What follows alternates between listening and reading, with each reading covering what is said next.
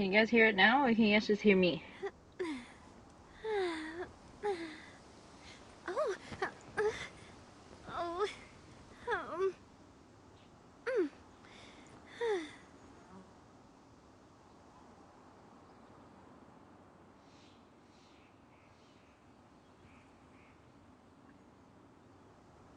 Okay, guys, can you guys hear it now, or can you guys just hear me still?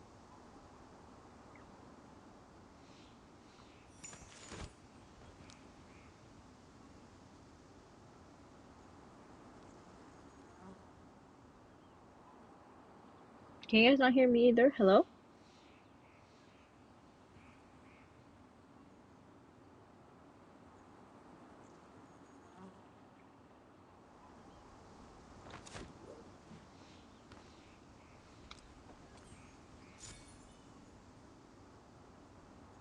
You refreshed? Okay, can you guys hear me and the street and the game or no?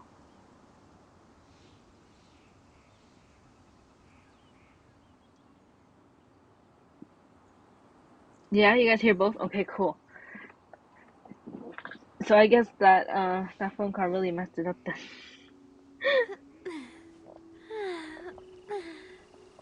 Oh. Man, you guys didn't hear the first part. Now I'm Oh. sad. Um. That means I won't hear it. Oh, darn it.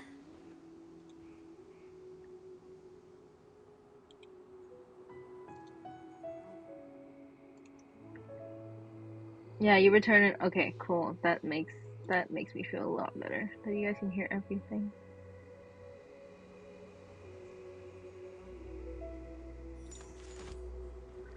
Give me 1 second.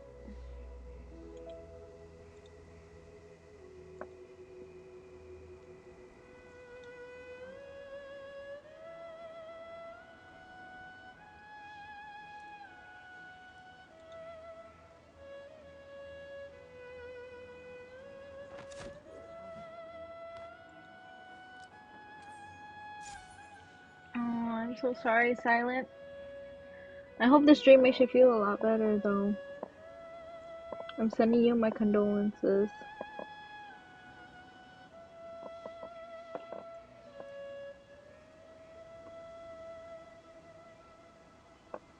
My time with the Spina has taught me that carrying an Yeah, no worries. unreliable weapon is We're worse here. than not Hopefully carrying this one at helps. all. At least you guys drops from it, maybe, if you want.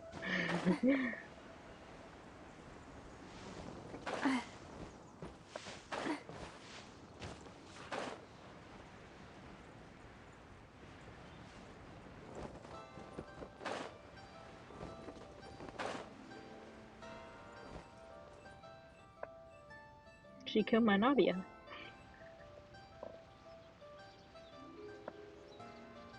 We're almost at Way High Pavilion. Hey, do you think Ganyu will be shocked to see Cloud Retainer like this? Okay, can you guys hear the game?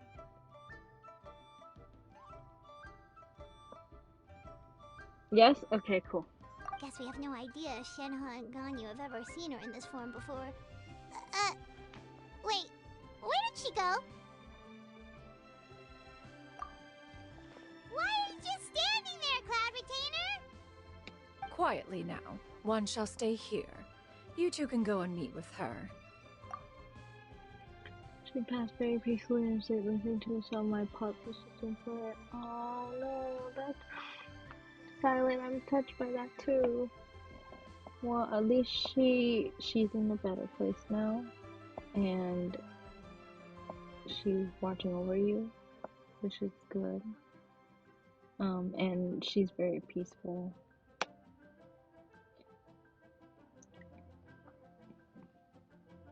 But just know we're here to support you, okay?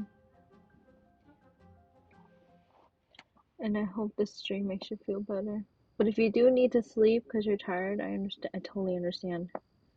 And if you do want to lurk and you're not in a talking mood today, I understand too. Yeah, no worries. You are so welcome.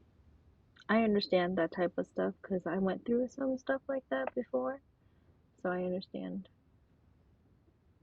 It's only 5 p.m. Yeah, I feel that. Sometimes I won't sleep until like away in the morning, so. But why? Isn't it better if we all go together? If one were to proudly proclaim one's presence, Ganyu would surely profess herself otherwise unoccupied and drop everything to attend to one's visit. One fears that would only result in her staying up all night to make up for lost time. One does not wish to trouble her. Conversing vicariously via you two shall suffice.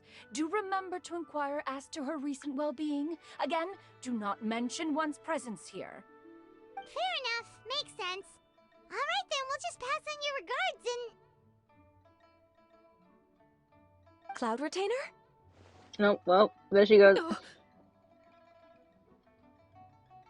Oh, busted. Is that lady someone you know, Miss Ganyu? she is indeed. I'm sorry, Huixin, but could we delay the upcoming meeting for a little bit? I believe my schedule today is quite full. Although, perhaps I could move some work to later in the evening. Oh, not to worry, Miss Ganyu. I'll make the necessary arrangements right away. Thank you, Huixin. Oh, maybe we can do Fall Guys together. Hopefully, I haven't done Fall Guys in a minute. So It's been a while, Ganyu. Greetings. What brings you here today? And Cloud Retainer, too. It's been quite some time since I last saw you in this form. You are quite mistaken. One is not acquainted with this Cloud Retainer of whom you speak. One is simply a mere mortal passerby. Huh? Seems she's not buying it. That was but a simple test. One did not expect you to be able to recognize one so easily, especially after so many years of only seeing one's other form.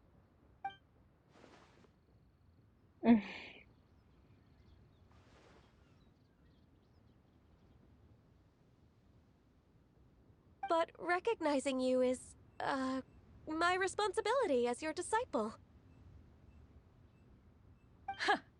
An apt observation. One was simply passing by while attending to some important business. One thought it would only be fitting to pay you a visit while in the area. Wait, Paimon wasn't aware of any important... Cloud Retainer's right! We've still got something super important to do, so we can't stay here for too long today. Oh, is that so? But it's been so long since we last saw each other. what's the matter with her, Clever Tina? I don't know. She just doesn't want to like interrupt her disciples' like work stuff, so she does that. Yeah, I got many days of dailies to do. One simply desired to see you and had no intention of interrupting your work. A quick conversation should suffice for today. A more involved reunion should wait until you find yourself less occupied. I understand. That should be fine. While one acknowledges the amount of work that you have to deal with every day, one must also remind you to rest. Though Adepti blood flows through your veins, excessive exhaustion will still cause grave harm to your body. It still makes one nostalgic to see you as you are now, respected and independent. When you were young, you oft begged one to cuddle you to sleep when you suffered from nightmares. Cloud Retainer! Stop! If you insist. We are running short on time regardless, so one will refrain from going into each and every story. Why don't you continue your conversation? One shall simply stand by and listen. Wow, you've been to so many new places since the last time we spoke. If you ever need anything, please just come find me at Uehai Pavilion. Also, forgive me for my presumptuousness, Cloud Retainer, but if you plan to continue appearing in this form, don't you think it'd be helpful to adopt a human name? A human name? Huh. You raise a valid point. Considering the sheer extent of one's renown, Cloud Retainer is surely too recognizable as a name. You really think so? Not that you're not famous or anything, but... You presume to know the extent of one's illustrious achievements. One would hardly think such a thing to be possible. Nevertheless, Ganyu's advice cannot be ignored. From this point on, when in public occasions, be sure to refer to one as Shenyun. Canyon? Ah, I assume that's a reference to the full record of Pristine Pavilion. An adeptus of years past would rise with the clouds and rest with the moon. They were enlightened and wise, free and unfettered. The writer referenced Master's name to describe her carefree and spontaneous nature. Adopted mom? Yeah. Cloud Retainer was adopted mom. She had 2 disciples. Oh, that sounds super cool! Paimon feels like only the most powerful of Adepti could rise with the clouds and rest with the moon. Actually, those lines were originally written to describe Cloud Retainer herself. Huh? Wait, so you're really that powerful? And what of it? Did you truly take one to be nothing more than a bird of bigger than average size? Not exactly. To be fair, Cloud Retainer rarely speaks of her past accomplishments. The tales of her past can only be found in ancient texts. It is said that once, a long, long time ago, there was a severe drought in Liyue. Left with no choice, many people left their homes, while others spent day and night praying to the Adepti.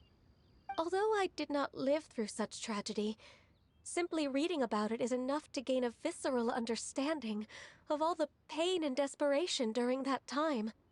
On top of the drought, a noxious gas also began to spread through the land. If not for Cloud Retainer's efforts, much of Liyue would be nothing more than a barren wasteland today. The books had this to say about what happened. Upon arrival, the Adeptus borrowed the wind to retain the clouds. Immediately, the clouds gathered together, and abundant rain burst forth from the heavens. Drought and plague were both driven away, and the people were saved. Wow, that's incredible! Mortal records add embellishments to dramatize past events. One did merely with one ought, and even if one had not interceded, the other Adepti would surely have stepped in to help. Even so, you stopped an entire drought! Can you really control the weather like the book said? Oh, Paimon suddenly has a lot more respect for you. So it was Paimon's bad for calling you Illuminated Bird before. You're not too mad, are you? Oh, how laughable. A name is but a simple label we carry with us on our journey through the world. Why would one be offended by such a trivial matter? That's a relief. In that case, Paimon will continue to call you whatever feels right in the moment. Well, that is quite enough ancient history for now. Ganyu, have you had word from Shenhe? One has heard that she procured a job recently. Have you any thoughts on her workplace?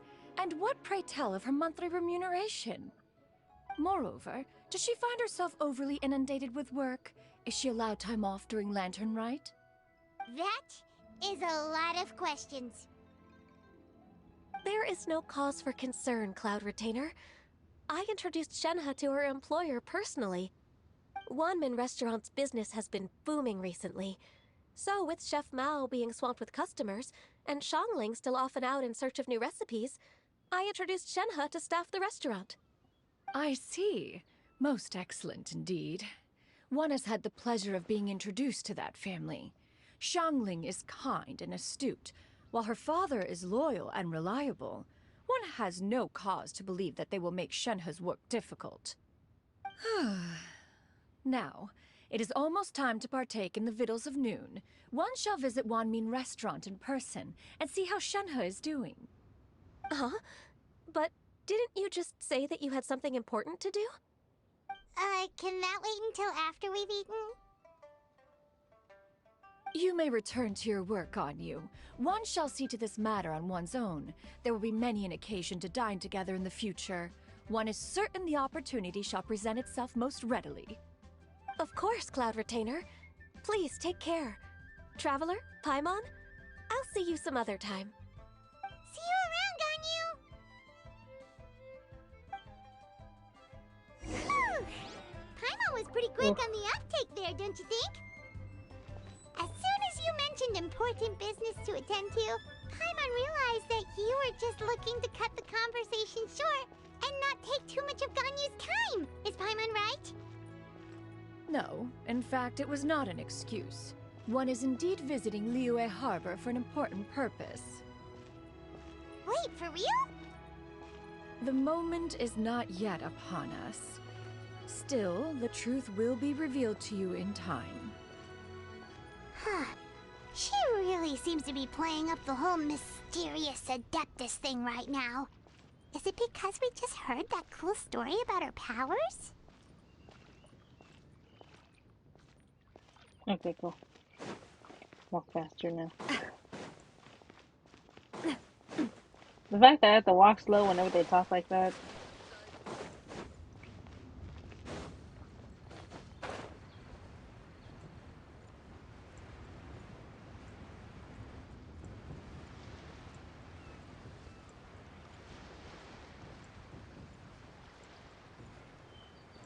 Can you guys hear both of it still? My voice and the game? Just making sure.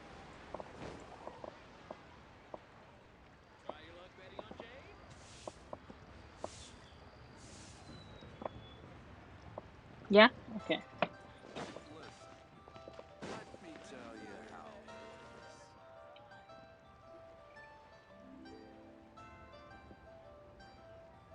You get what I'm saying, right?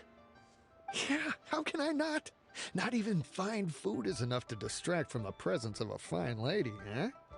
Oh, I'm far more interested in getting her details than ordering any dishes. Hey, how about you ask her? You do it. No. I think you should. Wait, she's coming. What can I get for you today? Greetings, miss. I was just wondering if you'd be willing to... What would you like to order? Damn. 2 servings of Mora meat to go. Good chat. Bye.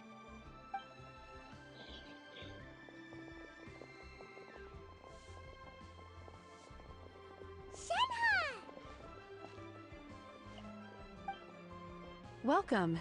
It's been a while. May I take your order? Don't welcome us as guests and greet us as old friends in the same line. It's weird. Mm-hmm.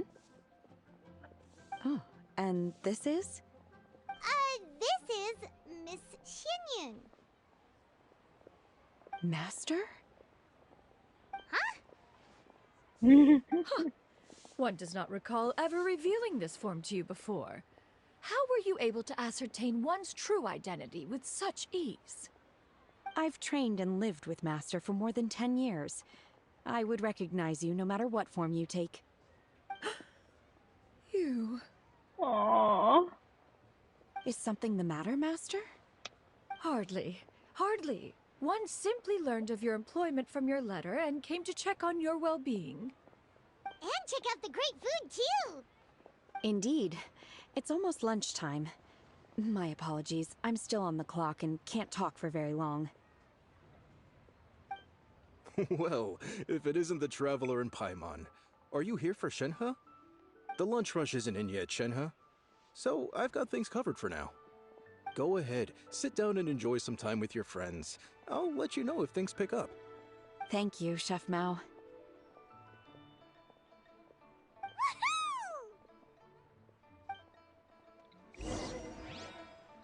Aww. Wait, where am I sitting? What?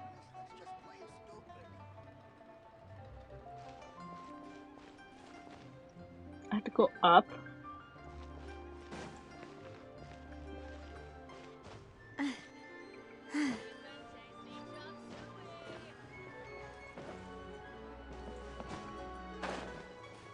Oh, I found it.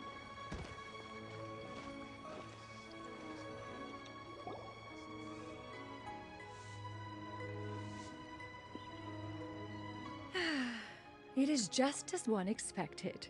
The owner of Wanmin Restaurant is indeed a most reasonable and accommodating human. Still, the work here entails dealing with quite a varied group of people. Has this been difficult for you, Shenhe? Yes, Chef Mao. It's been manageable so far. I sometimes run into strange people, but I have figured out a way to deal with them. Seems like you've been making progress. So by dealing with them, you mean... First, I try to talk sense into them. If that doesn't work, I threaten them with violence. At this point, they usually decide they are in favor of a civil conversation. Oh, how should Paimon put this?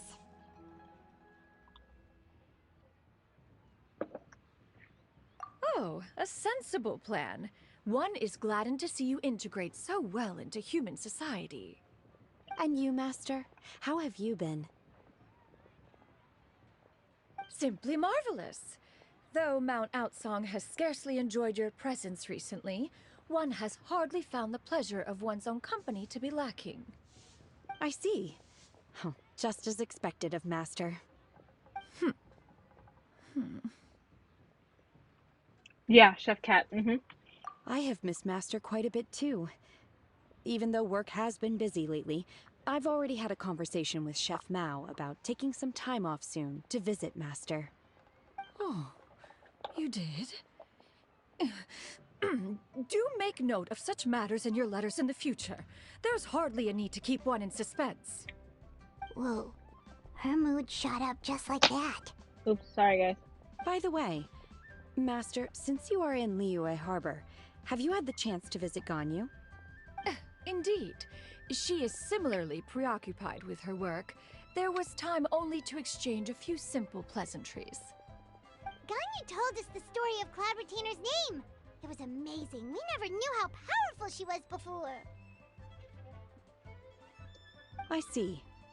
In that case, allow me to also share a story about Master's past. Rip. Oh? Is that a problem, Master? I believe this to be a good topic of conversation. No, not a problem. One was simply caught off guard. But no matter, please, proceed. One is most curious to see how much of one's own conversational prowess you possess. Master once participated in a race against Mooncarver. After Mooncarver lost, he insisted that Master's ability to fly gave her a natural edge in such a contest. In response, Master agreed to forego flying in return for being able to use one of her devices in the race. Mooncarver accepted, only to find Master with a brand new device on the day of the contest. Huh, what kind of device was it? It was a mechanical vehicle made out of iron. What was it called again? Oh, an electro-powered bicycle? Oh, you refer to the bicyclical Thunder Flashmobile.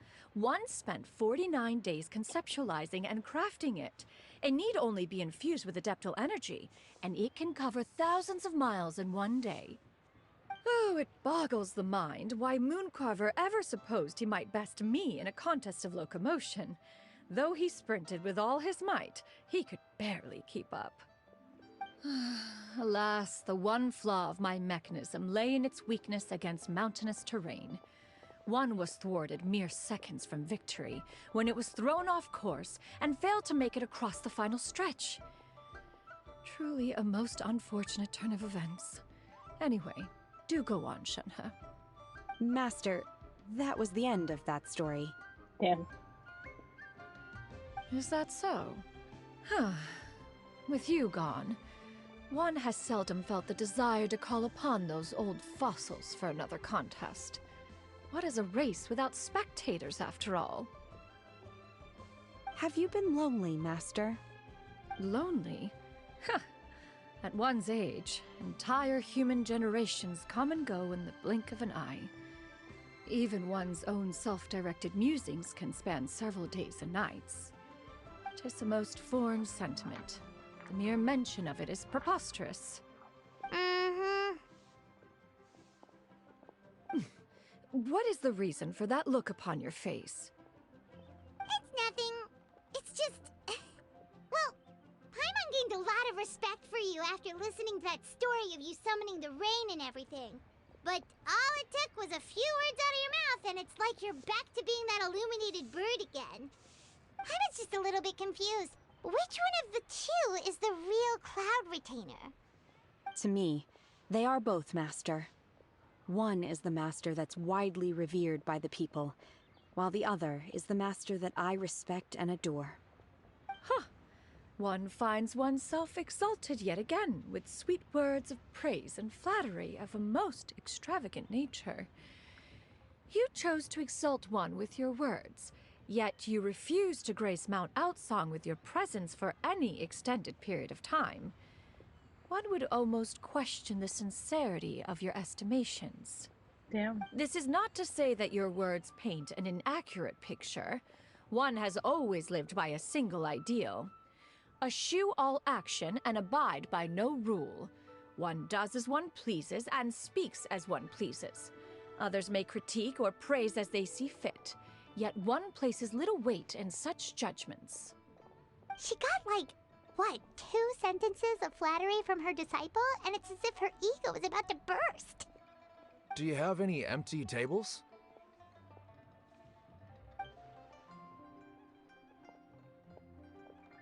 Hey there, could we get another fish stew?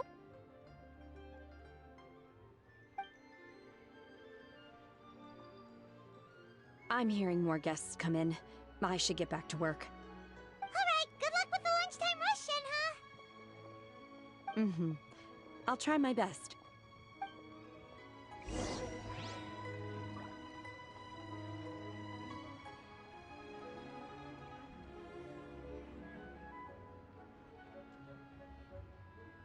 So much yummy food! Paimon's Oh. gonna feast! Oh, Paimon's always about food. One is fond of all kinds of delicacies and delights in a multitude of flavors. The dishes here demonstrate no shortage of culinary skill. Their unique flavor profile has left one more than satisfied. In fact, one has been struck by quite the fit of inspiration. One has already begun to conceptualize the next generation of supreme cuisine machines. Everything's so tasty! A bit too hot at times, but still super tasty. I'm sorry, miss, but our tables are full. Shall we try somewhere else, Granny? But it smells so delightful. Can we really not eat here? My poor legs can't go on for much longer. Well, you could always check with some of the other guests and see if anyone's happy to share a table. Okay, I'll ask around.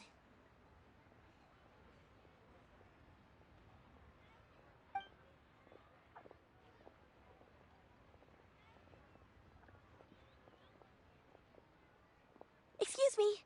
Would you mind letting us share a table with you? There are no empty tables left, so... Ah, well, Paimon doesn't mind. What about you guys? Great! Thanks so much. My name is Shuyu, and this is my granny, Yuendai. Granny? Yep. Is there something wrong with that? No, Paimon's just a bit surprised. She looks so young. Yeah, a lot of people compliment Granny on her youthful looks, but she's actually much older than she appears. Damn. Granny, why don't you take a seat? Come on, it's not polite to stare. Huh. Have we met before? No. 'Tis a fated meeting, then. Please, take a seat. What would you like to eat, Granny? I can order for you. I want braised earthworms. They always pop up out of the ground after a rainstorm. What the frick? What the heck? No, not this again. Granny, there's no braised earthworms on the menu. Braised earthworms? Well, that sounds weird. Do people actually eat that? Right, that's what Paimon was thinking too.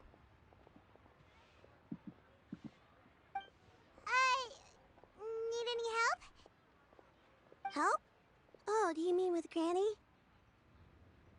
Thanks, that's nice of you to offer. Granny has pretty bad dementia, so her memory's getting worse all the time. She's always saying things that sound kinda confusing. Actually, her memory's been bad ever since I was little. But it's gotten so bad lately that I even have to remind her who I am every morning.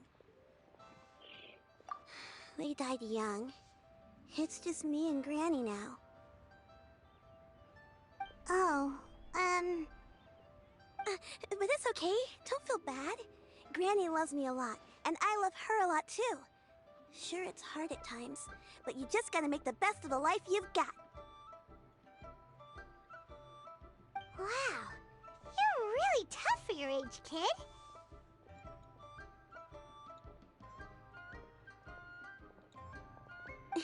You're too kind. And me?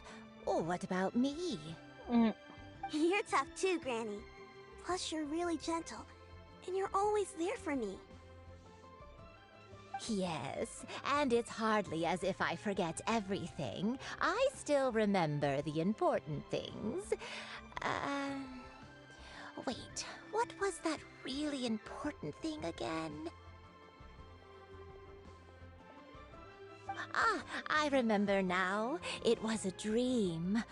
I had a dream where everything was dark. Someone was standing in front of me. She told me to come and find her, and that once I'd found her, I would be free. Damn. Huh? That sounds super important.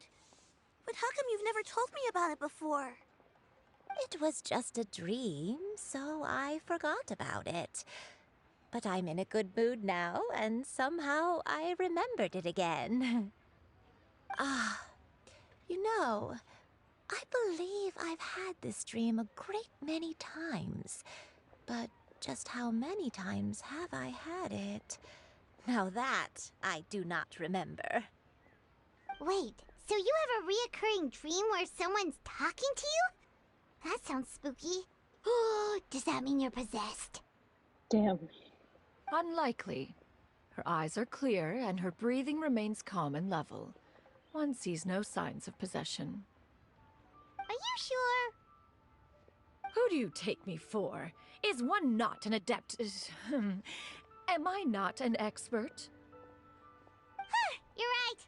Paimon almost forgot you're the expert. In that case, do you still remember what the person in your dreams looked like, Granny? Not anymore. Although, I have a sense that she looked rather like me. But not as I am now. My younger self. A younger version of Granny? This is just getting weirder and weirder. What is going on here? As one said, fate must have brought us together. You may leave the situation to me. Are you sure? So, what are your names? Paimon's Paimon. Just Shenyun is fine. Thank you all so much for offering to help. But first, I'm sorry for asking, but, how do you want us to pay you back? Oh, we don't need any payment for this. Thank you so much. Hey, Alpha, welcome back. We're just going through the story now. No, that's fine. Don't worry about it. You're welcome. But Miss Shenyun, what exactly can we do to help out this Granny? All we have to go off is that dream. Where do we start? That is elementary. Since her dreams portray her younger self, then we shall retrace the steps of her youth. Once we have revisited those places, her memories will likely return. Sounds like a plan. So, Granny, do you remember which places you went to when you were young? Why, of course I do. The heavens above, the earth below, the wispy clouds, and the emerald mountain streams. Okay, taking that as doesn't know. I might have an idea. Once, when I was really little, my dad told me that Granny used to be a martial artist heroine who saved loads of people from a disaster. If it's true, then maybe they wrote about it in the history books or something. A martial arts heroine? Oh! Shincho knows tons about Liyue's chivalric traditions. If anyone knows about the heroes of the past, it's him. Let's go find him at the Feiyun Commerce Guild. Are you leaving already? But I'm still hungry. I'll go order some food, Granny. If there's nothing on the menu you especially want, I'll just get a few different things. It seems we must part ways for now. The Traveler and Paimon are bound for the Feiyun Commerce Guild, while Yuendai and Shuyu shall remain here and partake of their lunch. As for myself, I have matters to discuss with Streetward Rambler. Streetward Rambler? Oh, you mean Madame Ping! Precisely. Let us meet at Yujing Terrace once you are ready. Nice. Okay, we're going. Always wanted to try this place. The food is unbelievable. Let's read this. Just get what gems right outlet and then get the lesson. There you go. Everyone,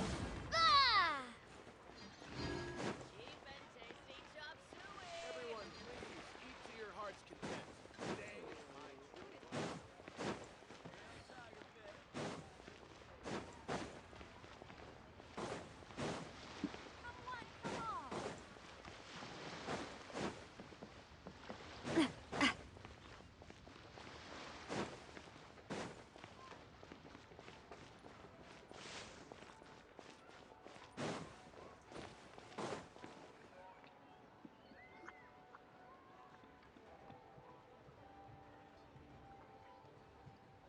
There he goes with his book again. It's you two. What brings you here? Shincho! Great, we found you! We wanted to ask you about something.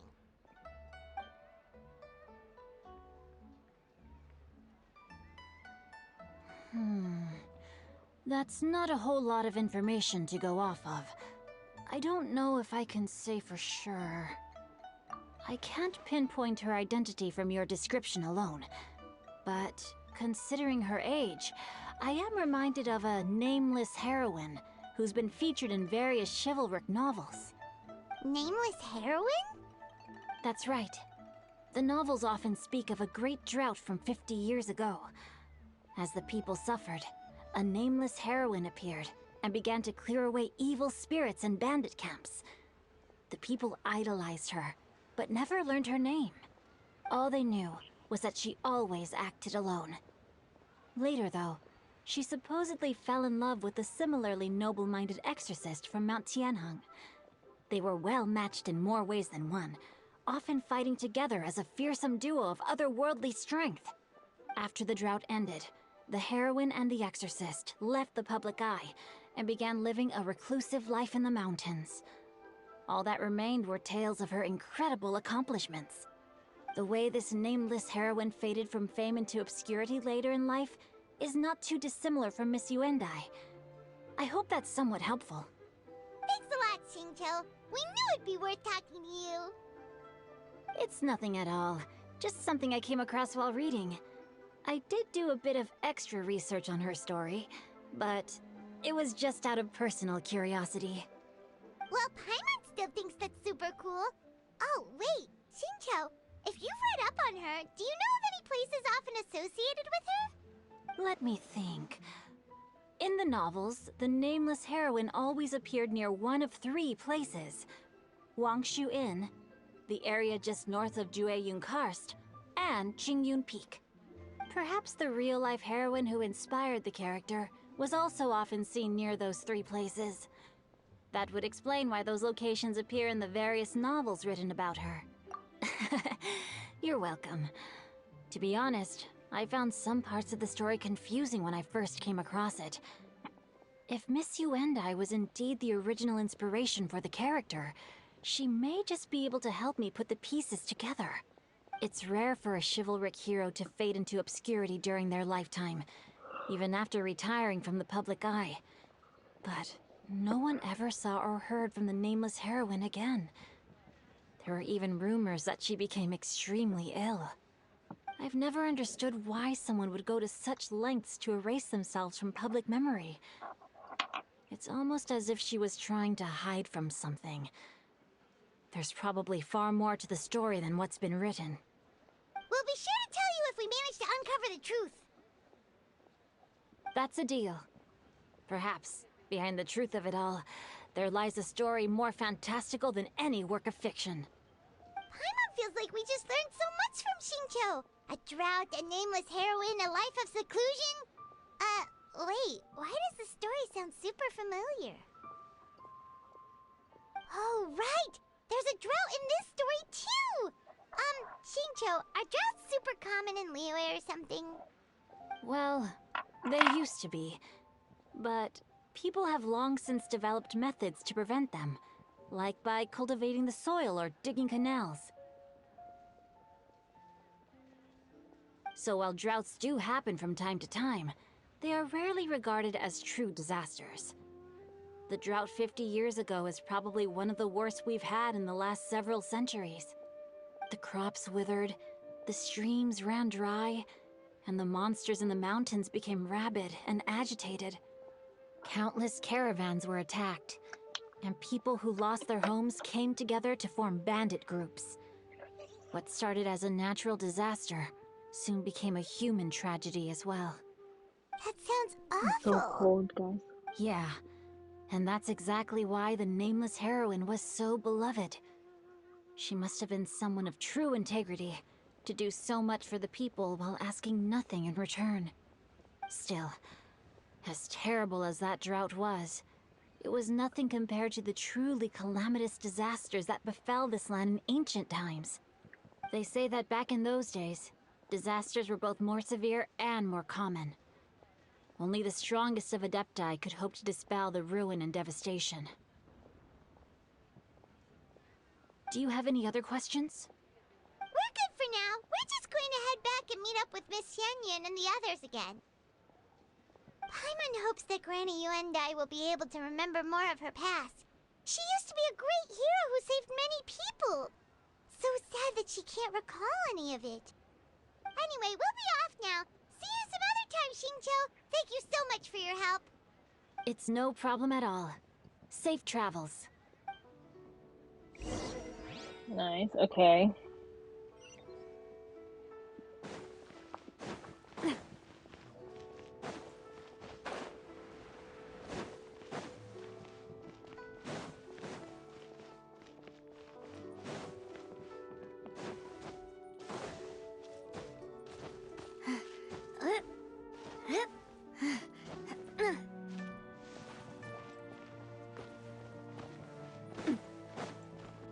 Oh, there it goes. I have recorded the tune that you requested. I hope it will be of help to you. Oh, thank you. Straight word, Ping. What has amused you so? Oh, it's no serious matter. I was just reminiscing about the last time I saw you in this form. Time has wrought such change in this world, and yet you appear just the same as ever. Time has little bearing on one's existence, nor has one keenly felt its effects whilst dwelling at Mount Outsong. Nevertheless, Ping, one would like to seek your counsel on a personal matter. Oh, why so formal all of a sudden? I must say, you're making me a little nervous. What is it? Well, the inquiry is as such. Approximately how much more would one need to afford a comfortable life in the harbor, not unlike the one that you yourself lead? It does not require as much as you may think. Still, do you mean that... Cloud Retainer, Madam Ping! What are you two talking about? Nothing save for some trivial matters. Have you unearthed any useful details? Xingqiu has a theory, but let's save it for when Chuyu and Miss Yundai have joined up with us again.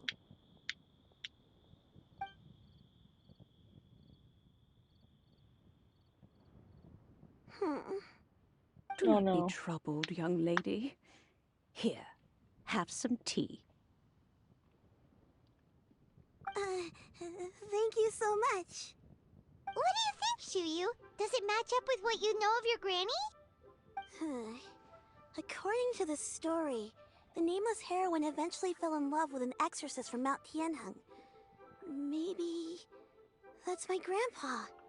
I don't have many memories of him, but there was this one time I found a box in our attic full of a bunch of weird sigils. I think so too. Granny might remember something once she's returned to a familiar place. What marvelous tea. I can taste the dew's sweetness in this cup. It's as if I was taking a stroll in the mountains, thoroughly one with nature and at peace. Is that so? Then please drink as much as you like. There's no need to hurry. At our age, it's always nice to slow down and take the time to appreciate pleasant conversation among friends. Thank you.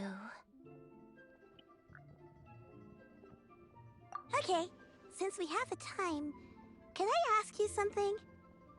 Sure thing. What would you like to know? I have a secret I want to tell you. Let's go talk over there. Oh, okay. Where's the girl? This is a peaceful neighborhood.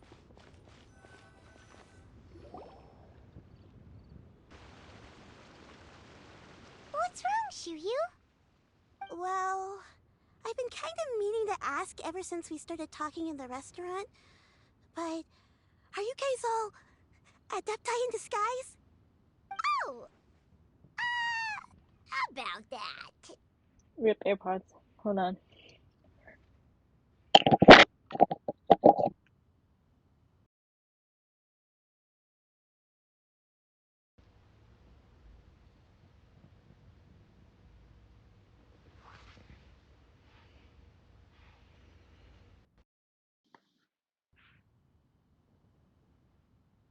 Okay, can you guys hear me?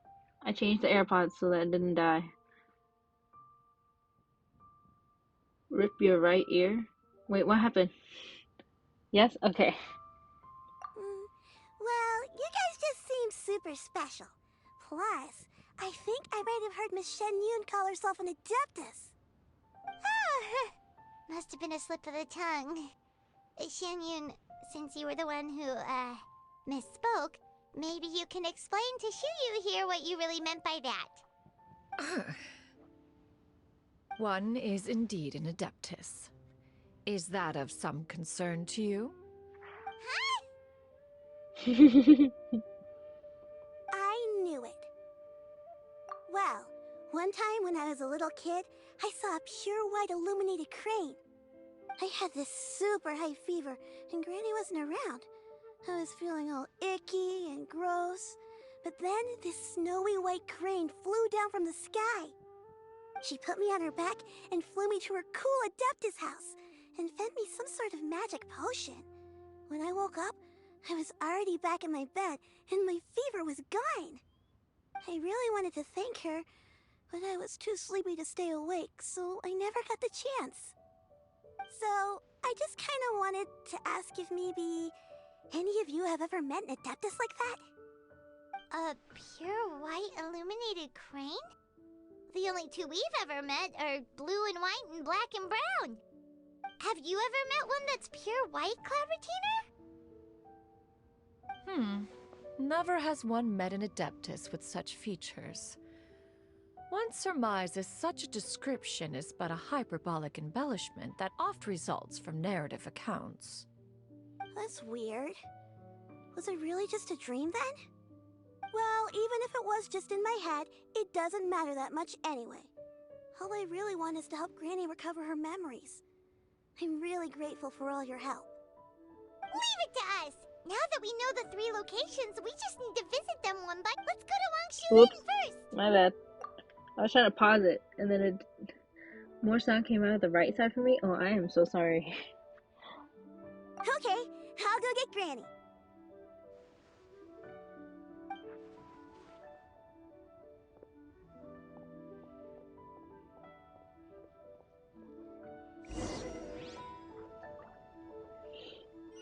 Please be mindful.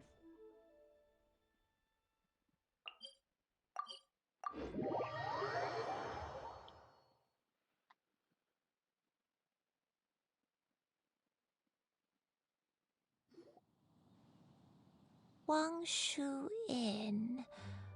Wangshu Inn. Do you remember this place, Granny? Yes. The fish here is very delicious. And if you look out into the distance, you can always spot a bird that's been left behind by its flock. I believe I used to have a room here. It had a window. Yes, I spent a lot of time looking out that window. Which room was it again? Let me look. I'll come with.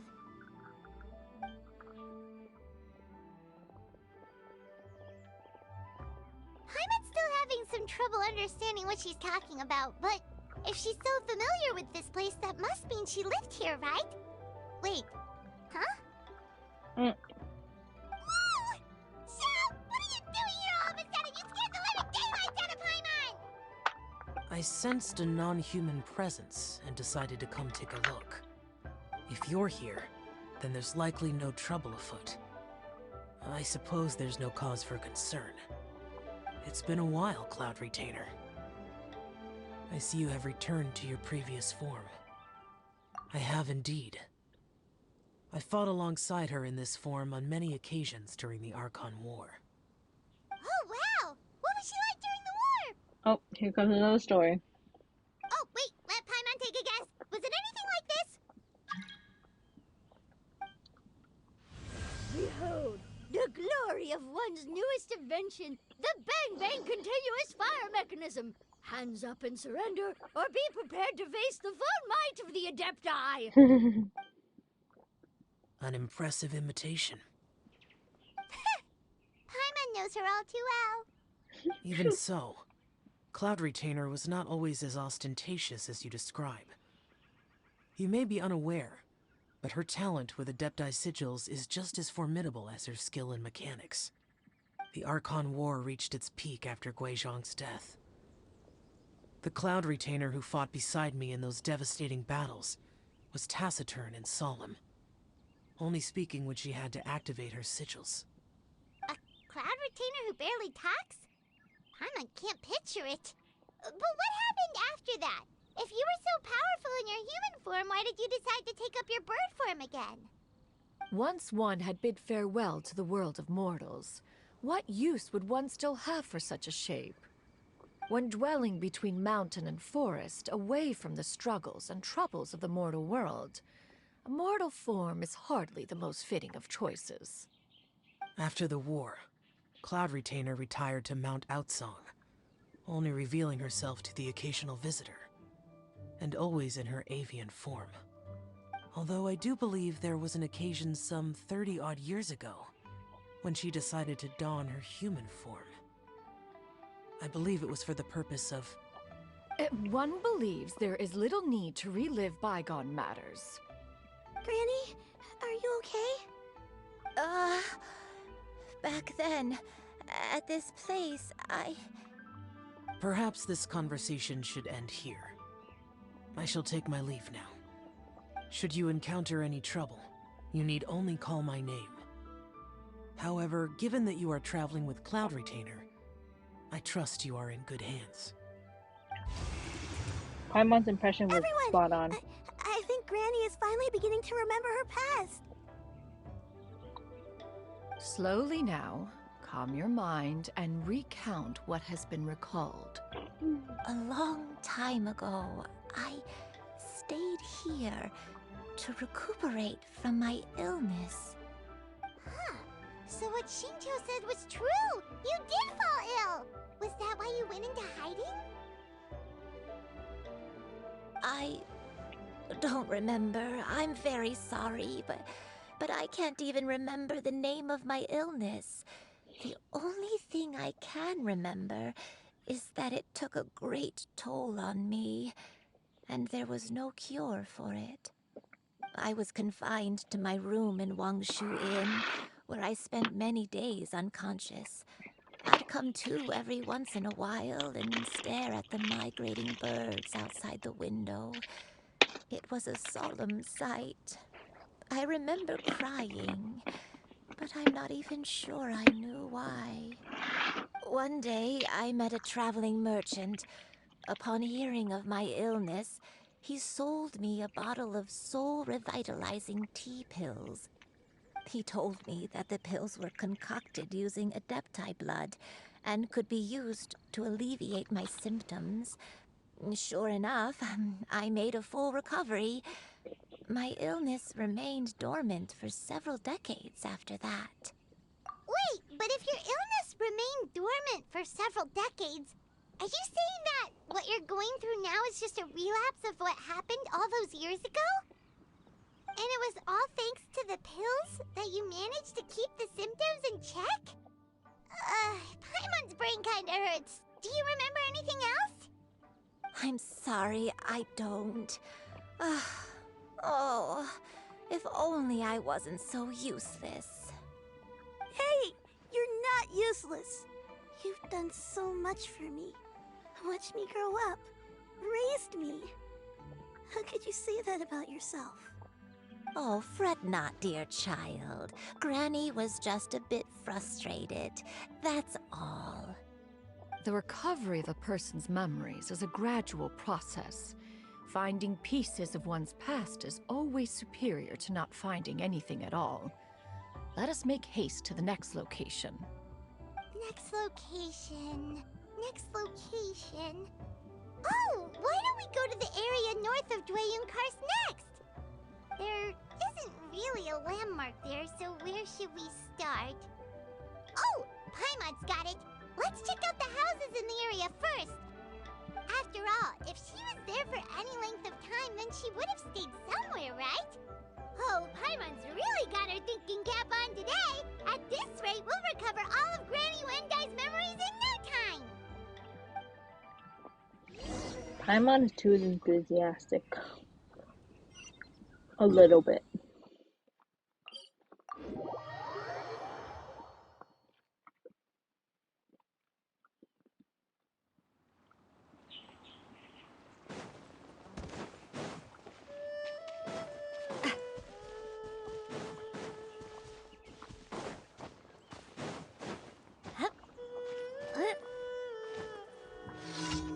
Oh, there's an event. I might as well do it.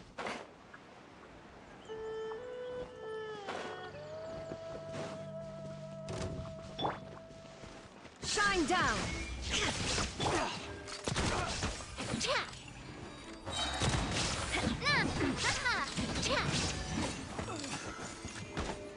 Fire! Well, with rocks. Watch out!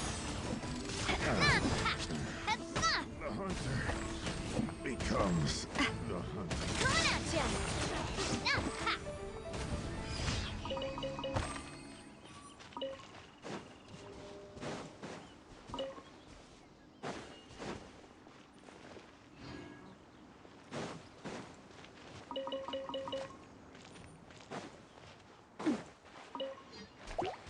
What the frick? Watch out!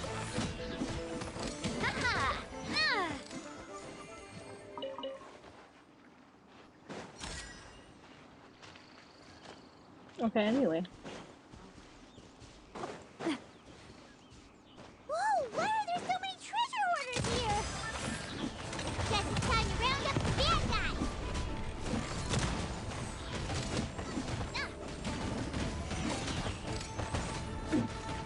Watch out!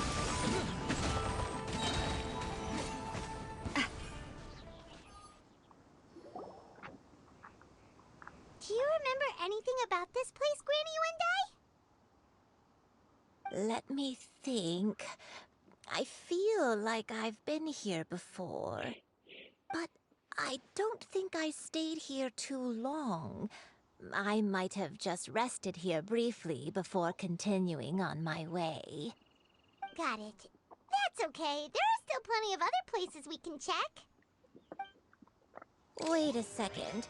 If I remember correctly, I believe I brought... Ah, yes. I brought some sweet snacks with me. Go on, take some. You need to eat a lot if you want to grow big and strong. Oh, thank you! Then Paimon will help herself.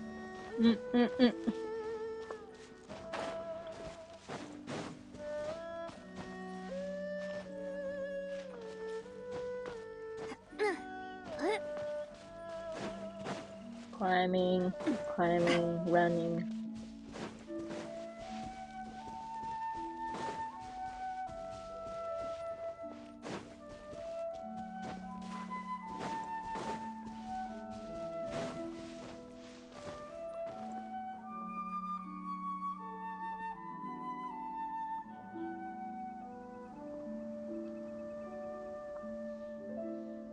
Paimon sees an abandoned house! Why don't we take a break over there? This place... it's...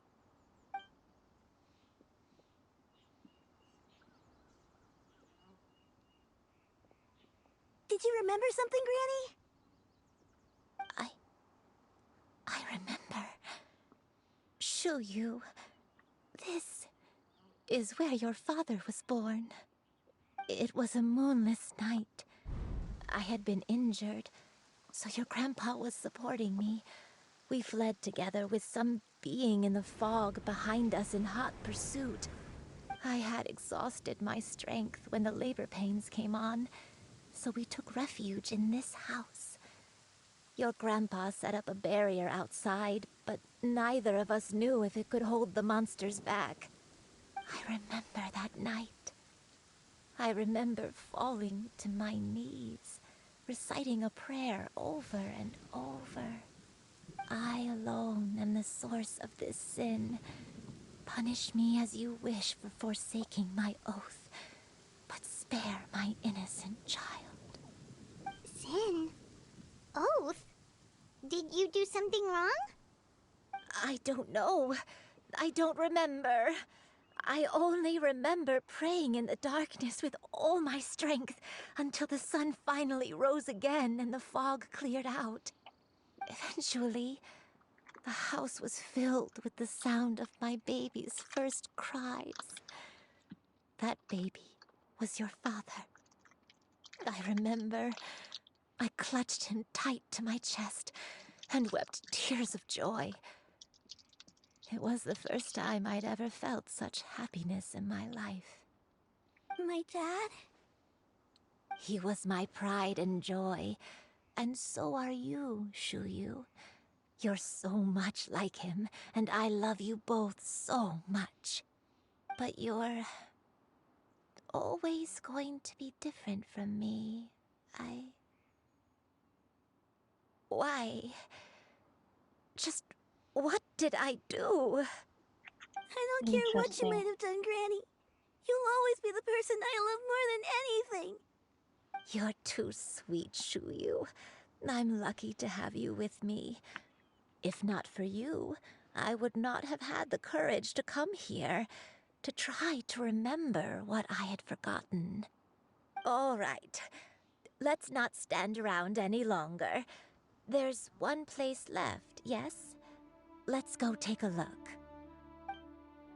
If one recalls correctly, the next place should be Qingyu Peak. Yuandai, how fares your health? I may be a bit slow, but I'll do my best to keep up. I'm sorry to keep everyone waiting. Climb on. I shall carry you to the top. Oh, such lightness of weight. All those who grow old grow frail in the end, do they not? First, you lose your memory, then your health. Eventually, you end up losing everything. My only wish is to depart this world with a lucid mind, to free myself of this torment and the burden it places upon others. Fret not. You have my aid in this endeavor. Are they done? Can I teleport now?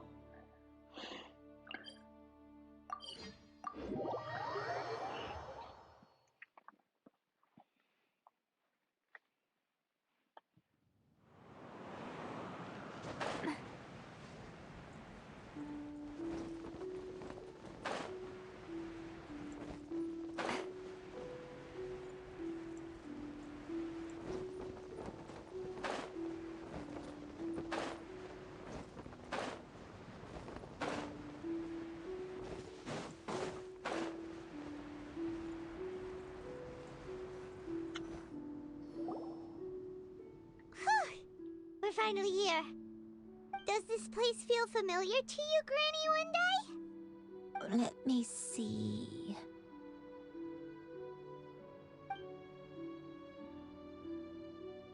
How strange. Have I lived here before? When we were at Wangshu Inn and the abandoned house earlier, though I couldn't remember everything, I still felt a sense of familiarity. I could easily picture myself in those places. But here, I don't have that feeling. Perhaps I did come here in the past, but it just didn't leave a strong impression on me.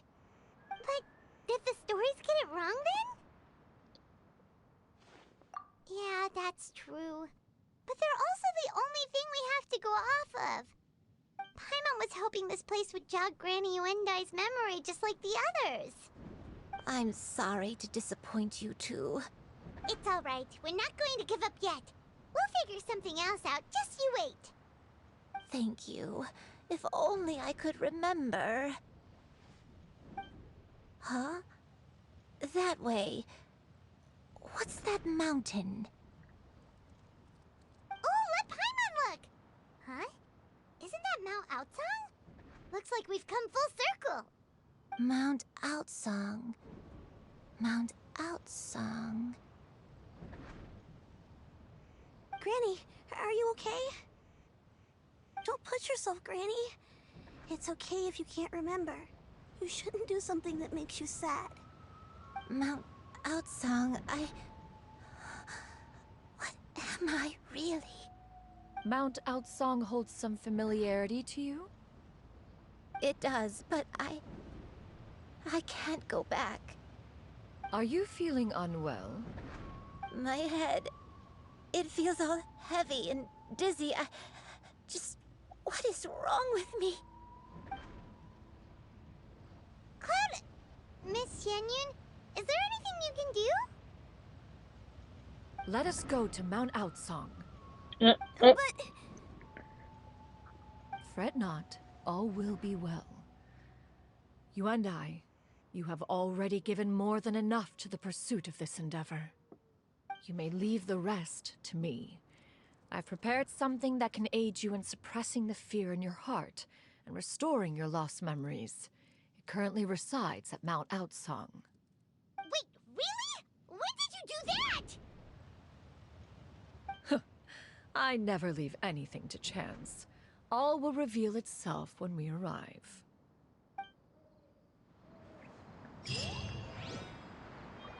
Okay, guess we're flying there.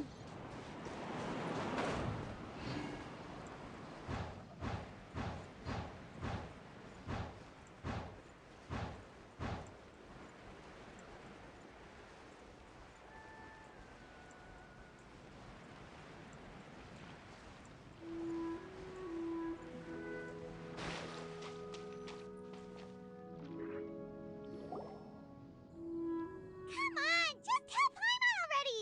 What's this thing you've prepared? Here, this is it. Huh? But isn't this the mechanism that you were tinkering with when we first got here? Oh, is it another invention of yours? Precisely. A recent one at that. I am most pleased with the result. I call it the Suspensus Somnium mechanism. It periodically releases a soft breeze, which when paired with a gentle adeptal tune, can help the listener subconsciously relax and even enter a semi-hypnotic state. Soothing agitation and anxiety, relieving exhaustion and insomnia, its potential uses are numerous indeed. And of course, it can also aid in the recovery of lost memories. Whoa, what a cool gadget! But if you had it all along, why did you keep it to yourself until just now? We could have come to Mount Outsong right off the bat and saved time on a lot of floating. How preposterous. Had Yuendai not recalled much of her past through her own efforts, the device would have nothing to draw upon. We Adepti can only help those who first resolve to help themselves. Had she lacked such determination and strength of character, one would have little to offer in way of assistance. Paimon thinks she gets it now. Hey, what's that other thing? As previously mentioned, a gentle adeptal tune is required to take full advantage of the mechanism. One secured such a tune from Streetward Rambler. Only with her melodies can the mechanism reach its peak power. Whoa, Paimon can feel what you mean. Paimon's body feels light as a feather. It's as if she's lying down on a warm patch of grass after a super satisfying meal. And you, Yuendai, is the mechanism helping you to relax? It appears she has already succumbed to the depths of reverie. Come, join one on this side. We shall give her some time to herself.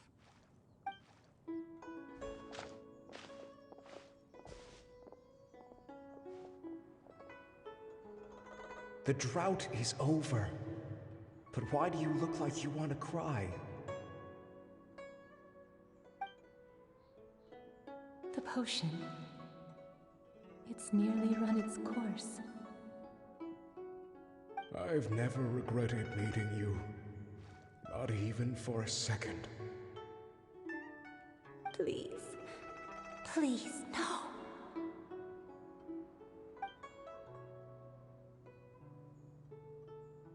Have you forgotten? This is the world you left behind.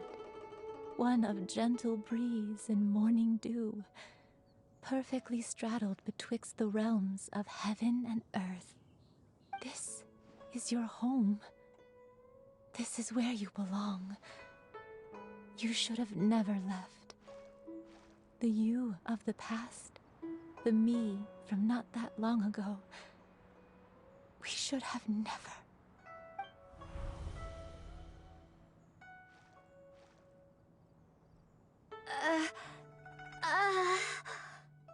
So that is the truth.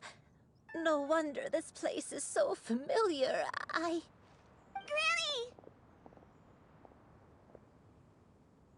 Granny, are you okay? Cloud Retainer. Your memories have returned? Wait, did you just call her by her full name? Does that mean you already knew each other? Yes. I now remember everything. Everything. Granny, please don't cry. I'm here. I'm here. Oh, don't worry, my dear child. Granny is fine. I'm so sorry, everyone. You've gone to so much trouble on my behalf. It's all come back to me now. The most important thing that I had forgotten was the truth of what I once was. One can sense the guilt that now plagues your conscience. Reclaiming a truth long buried is sure to come with a myriad of complex emotions. Perhaps one should recount the story on your behalf while you compose yourself. No, it's okay. Now that I've remembered, I must face my memories head on. Shuyu, everyone, I cannot thank you enough for all your help. I'm ready to tell you my story, if you're willing to listen. Please, Granny, don't force yourself. What happened in the past doesn't matter. I love you more than anything. Nothing you say can change that. I know, dear child. My feelings for you are exactly the same. It is for this reason that you deserve to know the truth. Some time ago, I made a terrible mistake. One for which I could never atone. Is this the sin that you mentioned in Dwayne Karst? What happened? I am, in truth, not a human being. My real form, one that I held for centuries, was that of a wild crane. I spent many, many years living on Mount Outsong, bathing in the soft breeze and drinking the sweet dew of the mountains. At some point, I somehow gained wisdom and sentience. The Lord of the Mountain, Cloud Retainer, became aware of my existence and began to share many stories with me. She even passed on the secret of cultivation to me.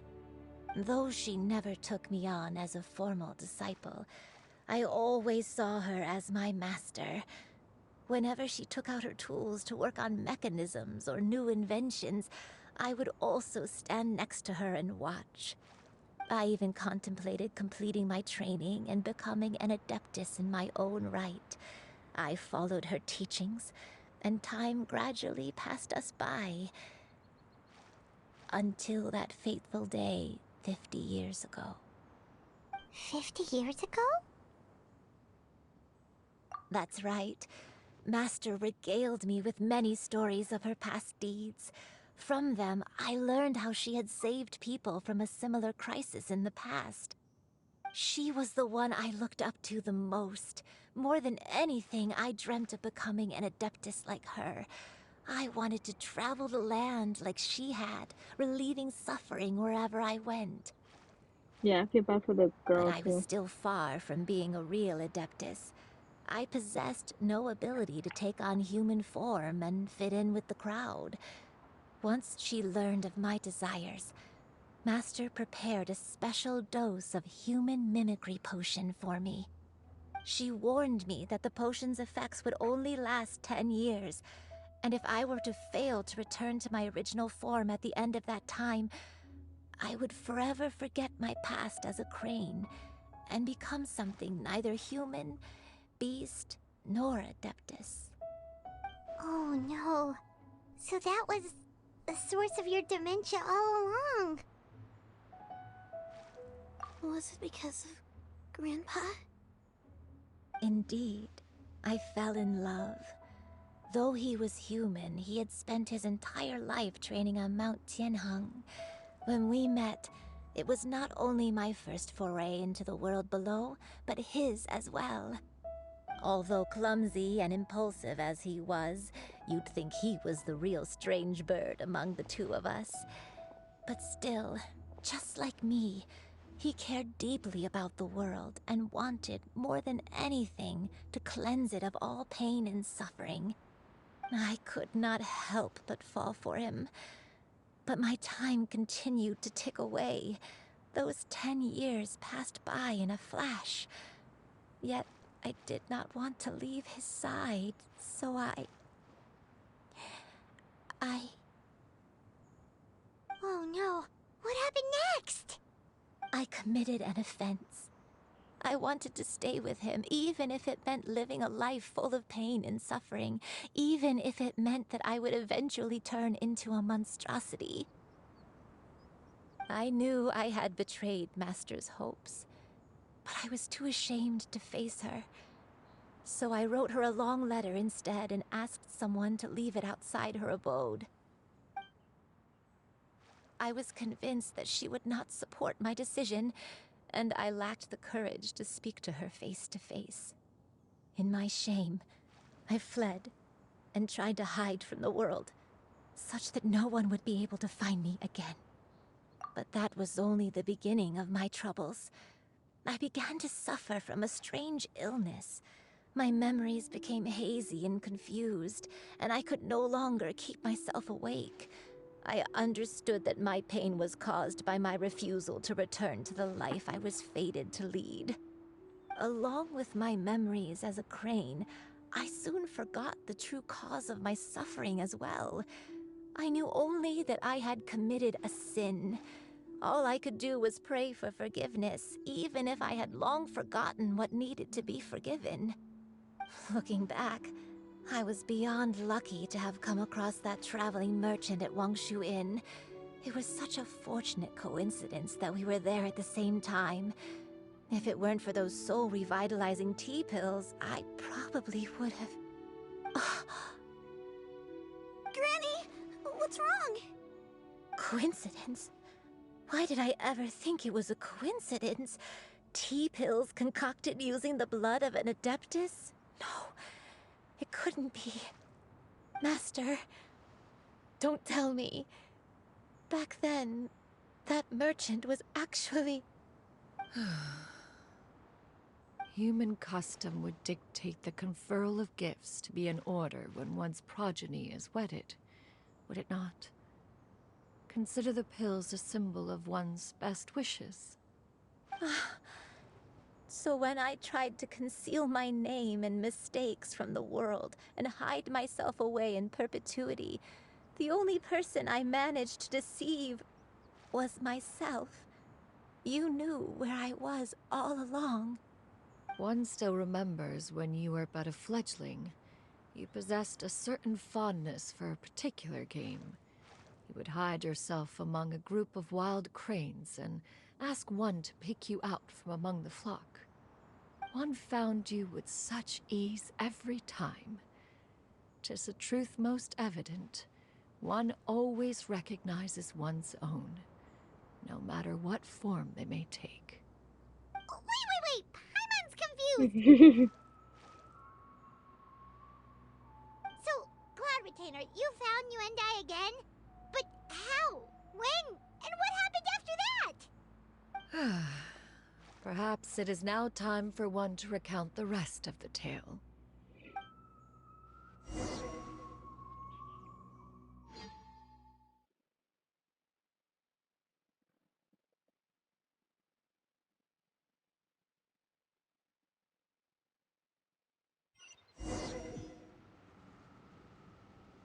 Oh, okay, we're playing. Okay.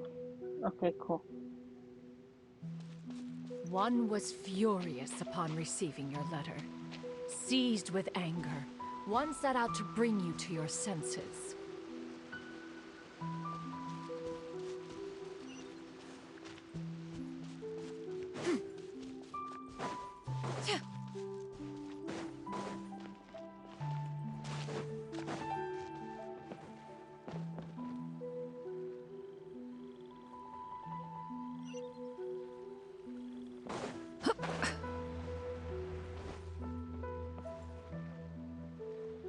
In truth, one had more than a few misgivings about your chosen partner. As an exorcist, his talent was lacking. One could hardly say his skill with sigils was any better. But soon, one came to appreciate the devotion he bestowed upon you during your illness. He never uttered a complaint and rarely left your side. Unwilling to begrudge someone of such character, one decided to overlook his aforementioned deficiencies, glaring though they may have been. Wishing to grant you a life without regrets, one gathered many divine ingredients and used one's own blood to create a form of medicine. Though imperfect, it managed to suppress the more dire effects of your illness. As for how to deliver the medicine, after much contemplation, one eventually decided to perform the deed oneself. One took great care to alter one's features and select the appropriate attire. Only after meticulous scrutiny did one finally set out for Wangshu Inn. As one expected, You were most ignorant of one's true identity. You showed not even the slightest inkling of recognition. One was quite torn. Should one have celebrated the success of one's disguise, or mourn the loss of your acquaintance?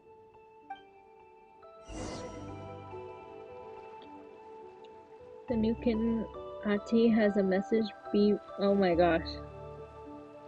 It climbed over the board, didn't it?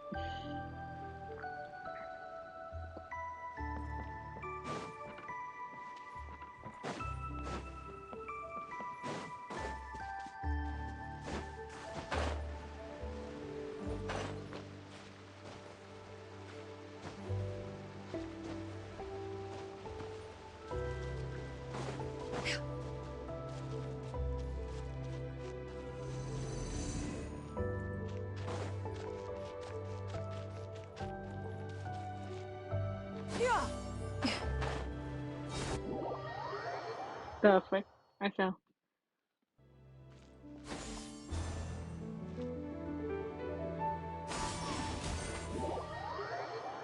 Okay, I need to learn how to use her because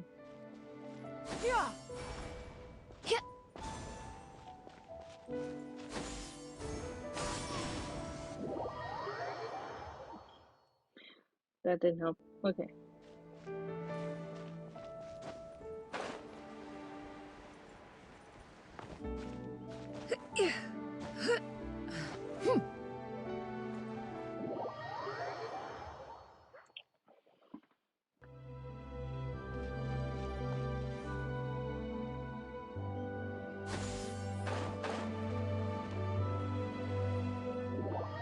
What? Okay, I'm gonna climb this tree then.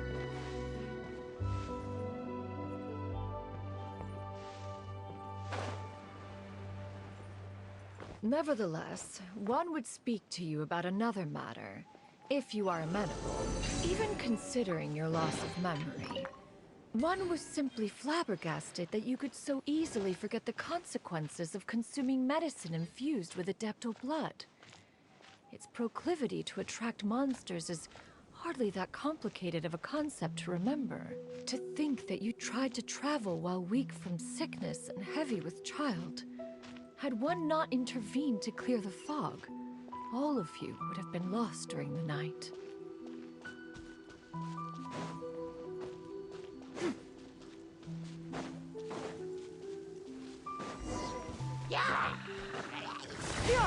Scatter! Skyward! Skyward! Scatter!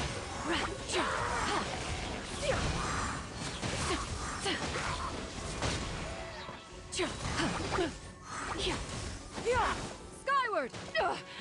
Riveting! Make way for the Adeptus! Scatter!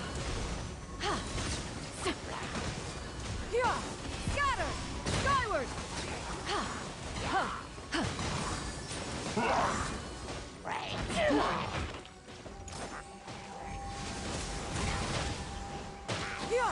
Scatter! Skyward! Seize the skies!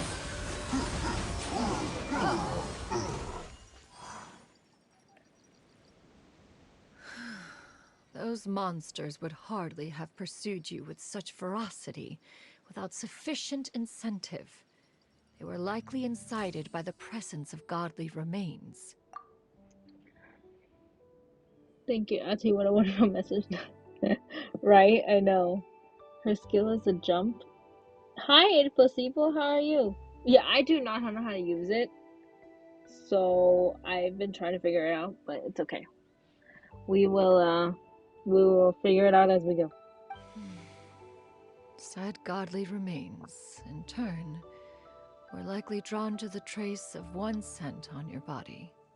One was, after all, an active participant in the Archon War. Some of the gods were likely shattered by contraptions of one's very making. In the end, one was relieved to see you endure through the night.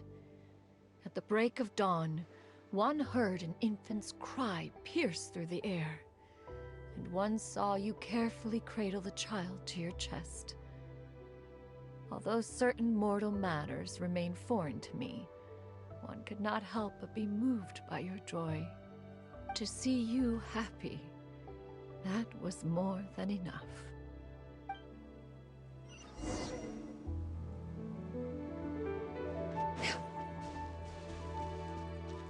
Okay, so...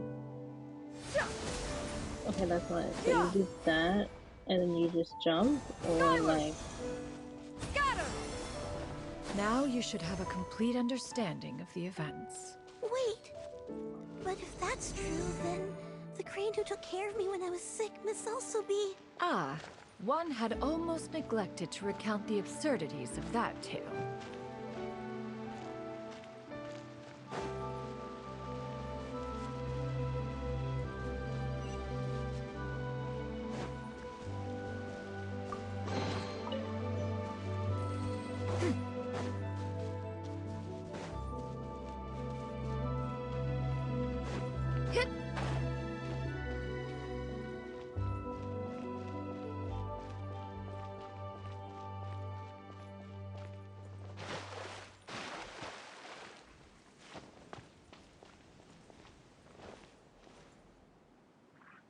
Just as you and I troubled one with her antics, so did you give one many a headache. Upon finding you burning with fever, one made plans to bring you back to one's abode for treatment. However, upon seeing one's form, you began to cry, refusing to get on one's back. When one asked you why, apparently you believed that one could not possibly be a true Adeptus, because all illuminated cranes are white from tip to toe. One had no choice but to apply powder to one's body to conceal the variegated nature of one's appearance. You became more than amenable enough when one stood before you devoid of any other coloring. It bears mentioning, however, that as a crane, Yuendai was nearly entirely pure white in color. Though you had never encountered her in that form, you still recognize the essence of her being. Perhaps fate brought you two together in more ways than one.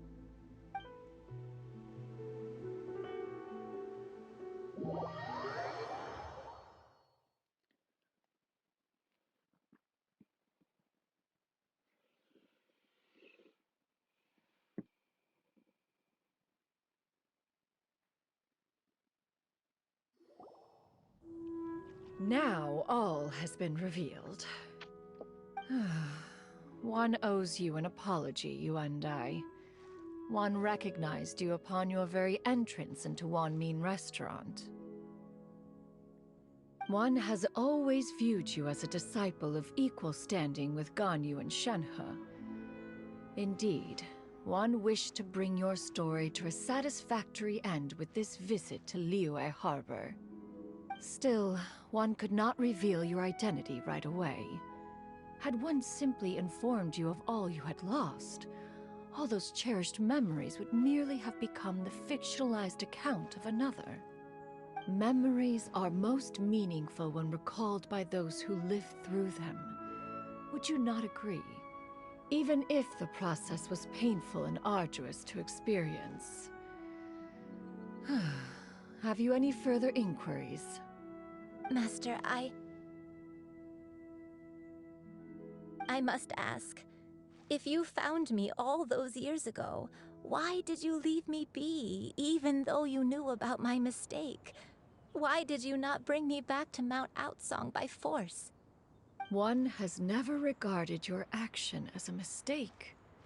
It was a simple choice, nothing more. When it is time for one's progeny to leave the nest, it is the responsibility of an elder to let them fly free. Yet, when your wings grow weary and the night grows dark, just know that you always have a place to which to return. 'Tis a refuge referred to by many a name in mortal writing. Home, nest, haven. Whatever its denomination may be, its essence remains quite unchanged. One speaks, of course, of a place not unlike one's own abode. One's disciples are free to come and go as they wish, Yet the door remains forever open to those who wish to return. One rather hopes you count yourself among them. Thank you. Thank you so much. You and I. One expects you too have sensed the rapid deterioration of your condition as of late. Have you not? 40 years ago, you chose a path without a future.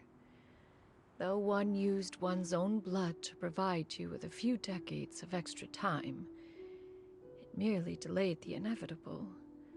One may have extended the path, yet one was unable to alter its final destination. Even the power of an Adeptus has its limits.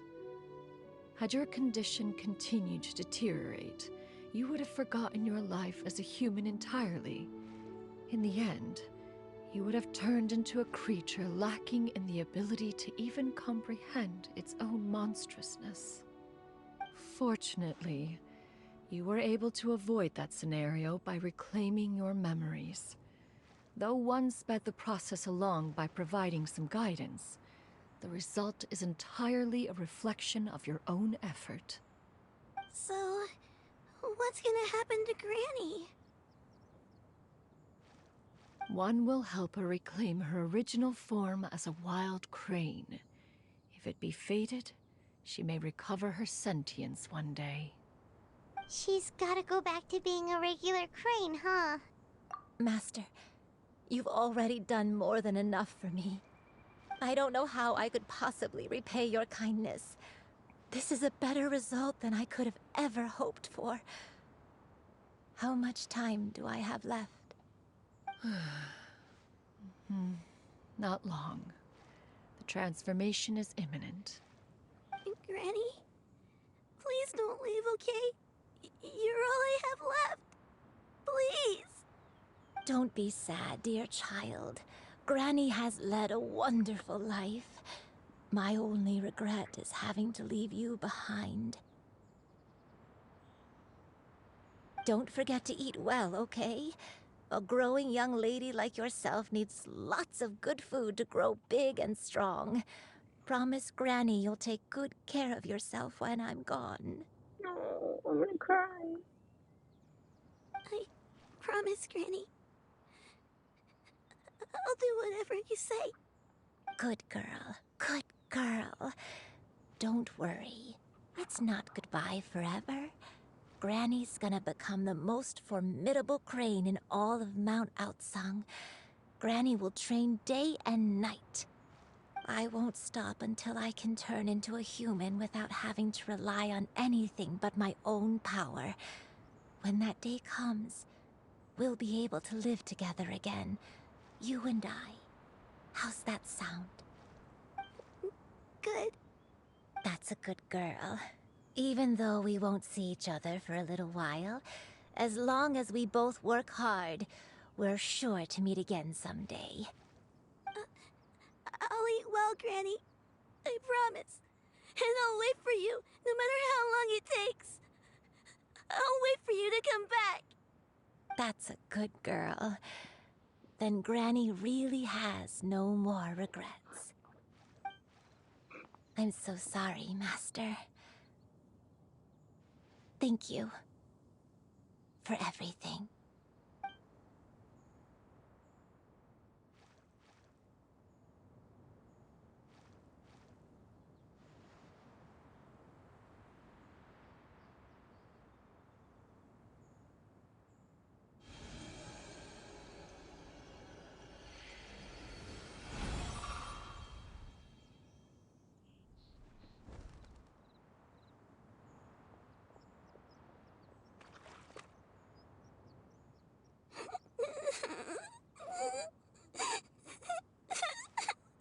Xiu-Yu. Let her be. At her age, crying is a natural, if not fitting, response to such an event. Tears are a necessary part of maturation. Sometimes there is scarcely a better vehicle to wash away the toll of stress and misery. Now that the issue has been resolved, You should also take a moment to relax. Give yourself some time to rest. Take a nap if you must. One will wake you in due time.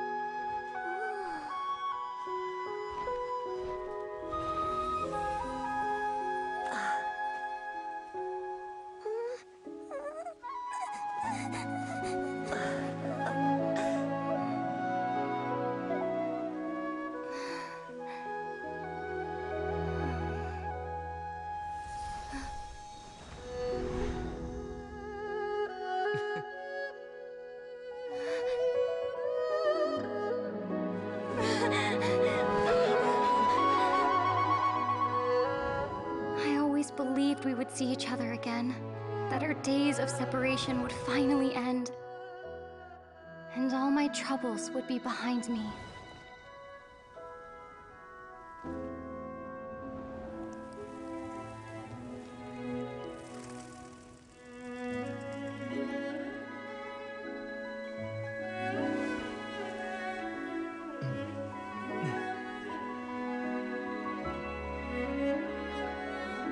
If only things could stay this way forever.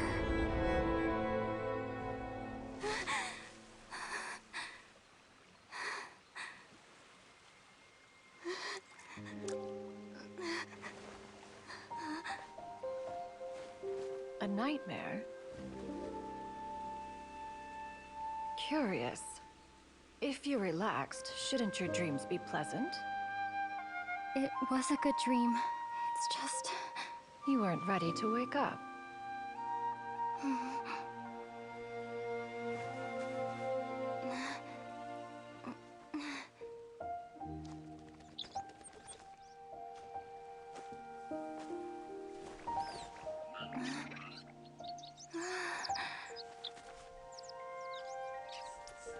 Eloquent as one may be, words of comfort are not one's strong suit. You are doing all you can. One can see your strength of will, your fearlessness in the face of danger. And so, whatever your dream may be, one believes that you shall achieve it.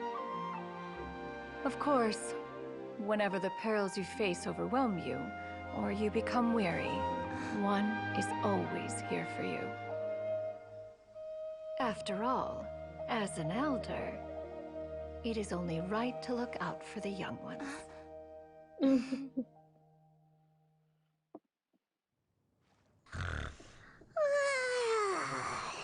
Grilled chicken drumsticks. Huh?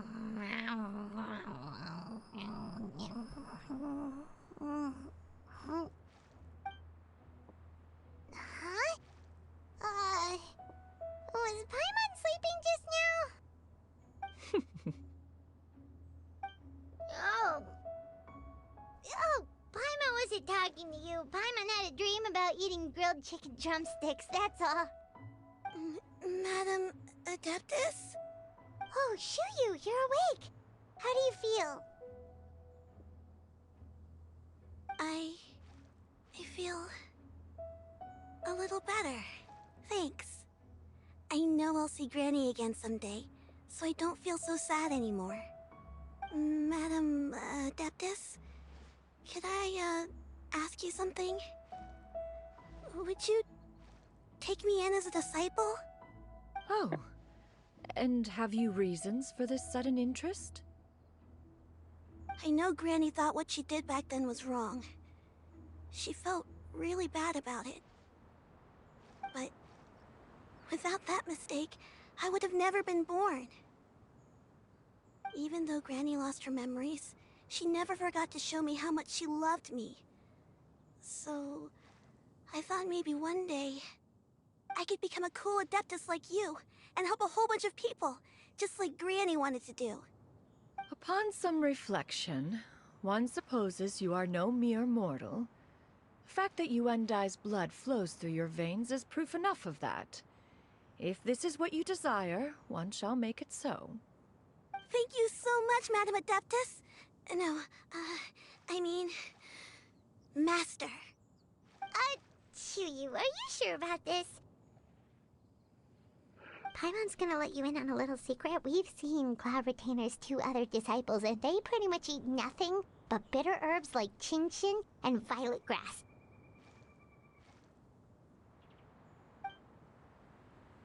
If you join them, you'll never enjoy Wanmin Restaurant's delicious cooking ever again. How utterly preposterous. One has never enforced such a rule. Every individual must find their own path to enlightenment. So long as one retains a pureness of spirit, one's dietary proclivities are quite irrelevant. Well, you say that, but Paimon's not seeing any tasty treats up here now, is she? Although Mount Outsong is rich in natural beauty, its location does preclude access to certain finer mortal comforts. That is precisely why one plans to relocate to Liyue Harbor. Shu Yu shall have the honor of becoming one's first disciple in the human world. Whoa! You're leaving Mount Outsong? One has never concerned oneself with the location of one's residence. From the very beginning, one has sought only solace and peace. Yet in the end, all of one's disciples ended up in Liyue Harbor. Ganyu, Shenhe, Yuendai, they all chose a life among the mortal world. One has reflected on this fact for many years now. One can only assume that it is due to some failing on one's part as an elder or master. A failing, perhaps, of recognizing what it was they truly wanted. One is most curious as to what aspect of Liyue Harbor could have enticed them to remain there. One could hardly offer an opinion on the matter, but perhaps some time in the harbor will prove instructive. Why are you all so silent? Let me catch up on chat here. Oh my goodness. Okay, hold on. She just so cute. Yeah, she is really cute. What the fuck? That sounds like something I'd say, maybe not. Bruh. And I'm not crying my tear, but G, the other one? Wait, I'm so confused. Cloud Retainer, Mom of the Year. Yeah, Cloud Retainer, yep. Wait, what Paimon? What you said? I don't know. I don't remember what Paimon said. Paimon is, just a bit shocked, that's all. So, does this mean we can grab a meal together in Liyue Harbor sometime? One has precious little time to squander. However, if one finds oneself otherwise unoccupied, one would not be opposed to the idea. One will be assuming the identity of a human while residing in Liyue Harbor. You should take care to avoid disclosing one's true identity. Don't worry, we'll help you keep it a secret. So, when can we expect to start seeing you in the city? Perhaps in 2 days' time. One has some matters to see to before one's departure. Preparation is the key to success, after all. One plans to put up various items from one's collection for sale. The earnings should provide for a comfortable living in Liyue Harbor. One has already picked out a handsome property near Chuhu Rock. 'Tis no small purchase, but what is mortal life if not one expense after another? Seems like you've really thought of everything. Then how about we meet up in Liyue Harbor in 2 days? A sensible plan. See you then. Oh, also, why don't you take this Suspensus Somnium mechanism as a souvenir? Anytime you should feel ill at ease in the future, you may try quieting your mind and sitting in meditation as you listen to its melodies. It might help you find a new perspective. Awesome! Thanks, Cloud Retainer! Hey, didn't we promise Shincho that we'd tell him what we found out? Should we make a trip to the Feiyun Commerce Guild? It's totally up to you. I'm gonna go fish for the stupid fish I saw earlier. It was jumping up and down and I want it. There it is.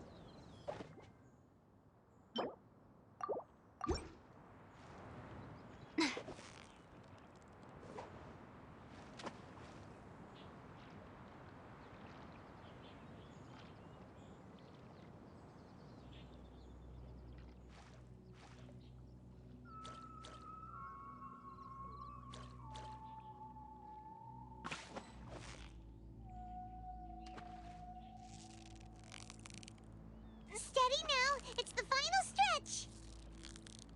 You made that look easy. Okay, I'm done. Now we wait 2 days, apparently. We can fast forward this.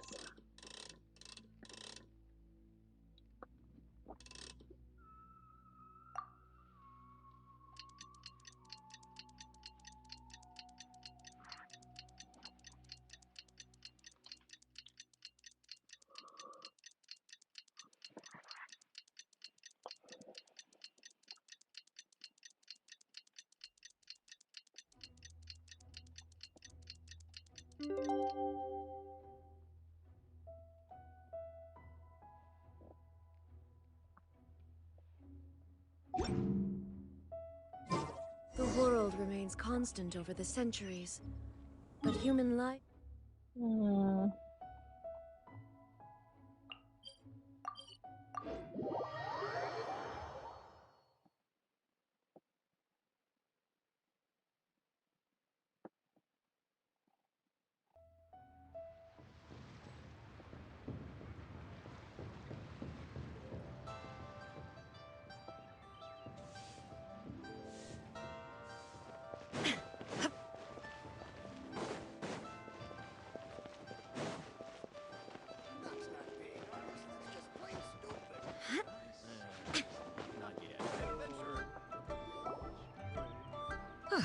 Your concerns are excessive and unfounded. This is but a simple collection of ordinary valuables. Such intense scrutiny is hardly necessary.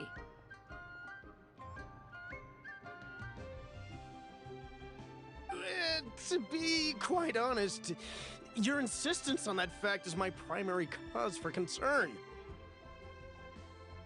In what way are any of these ordinary? Every single item here could be worth more than everything I own combined. I simply can't risk shelling out that kind of mora without proper scrutiny. If I'm wrong, I would never be able to earn it back, not even if I worked every single day for the rest of my life. I have to be careful. Yes, you can never be too careful. We're here, Cloud. Miss Shenyan, what are you guys arguing about? Ah, perfect timing. This ignoramus is questioning the authenticity of my wares. I'll have you know, these items have remained untouched in my personal collection for several hundred years. To question their legitimacy is pure folly. Several hundred years? Indeed. They're family heirlooms, you see, passed down over many generations, as families are wont to do. Yep, they've definitely been around a while. We can vouch for her on that one. Hear that? Had I not found myself in need of mora, I would scarcely have had the heart to part with them. Indeed, you should consider it an honor to even have the opportunity to behold them with your own eyes. Doubt their authenticity any further, and I may just decide to take them to another buyer.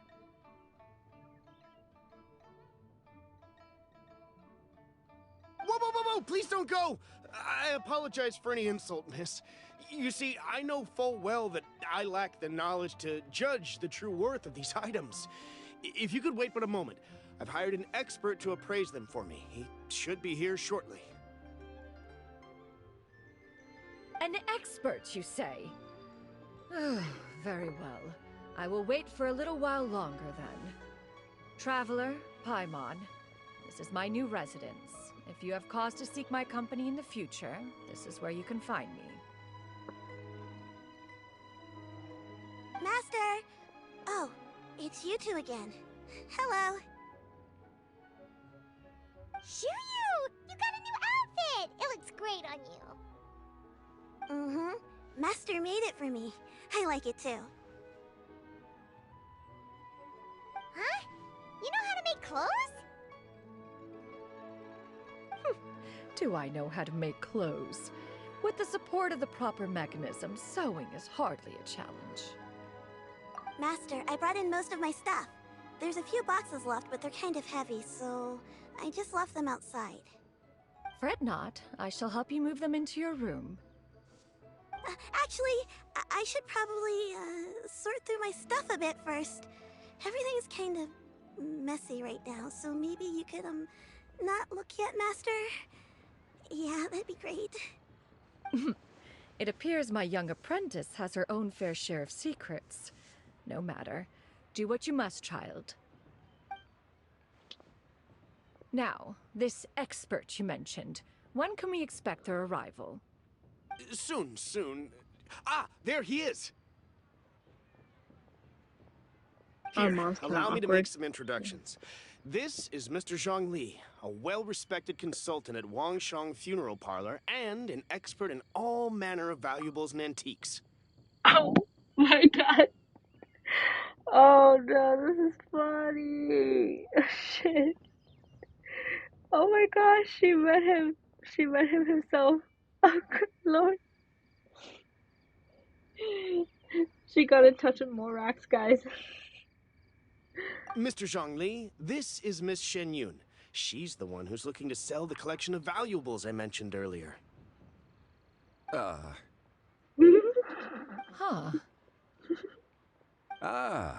If it isn't Miss Shenyun. It has been quite some time since our last meeting. What a serendipitous reunion. Indeed, most serendipitous. Have you been faring well as of late, Mr. Zhongli? Quite well, thank you. I was fortunate enough over the past few days to enjoy both a stroll in the mountains and a fresh brew of tea from the most recent harvest. The experiences left me with such insight and peace. Hello, totally normal human lady. It is I, totally normal human man. Yep. I agree. Oh, I get a kick out of this. They're so funny.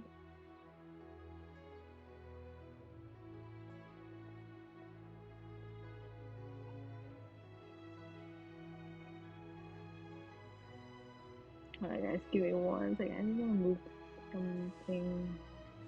How's it doing this?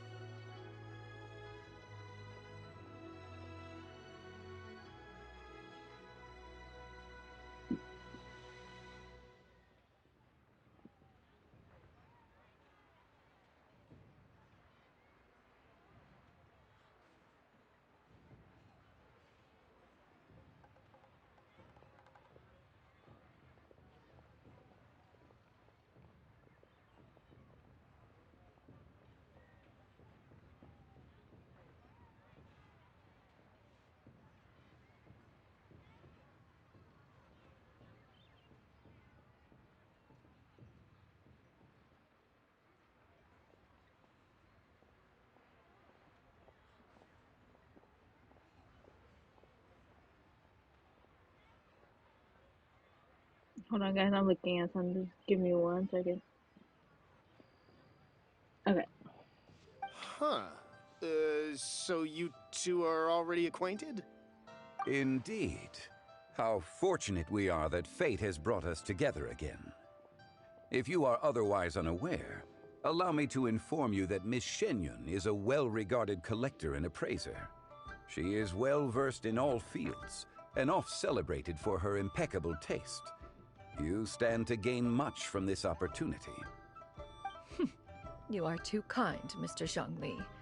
True collectors pride themselves on their wealth of knowledge and eye for detail. I can say without a doubt that you are foremost in that regard.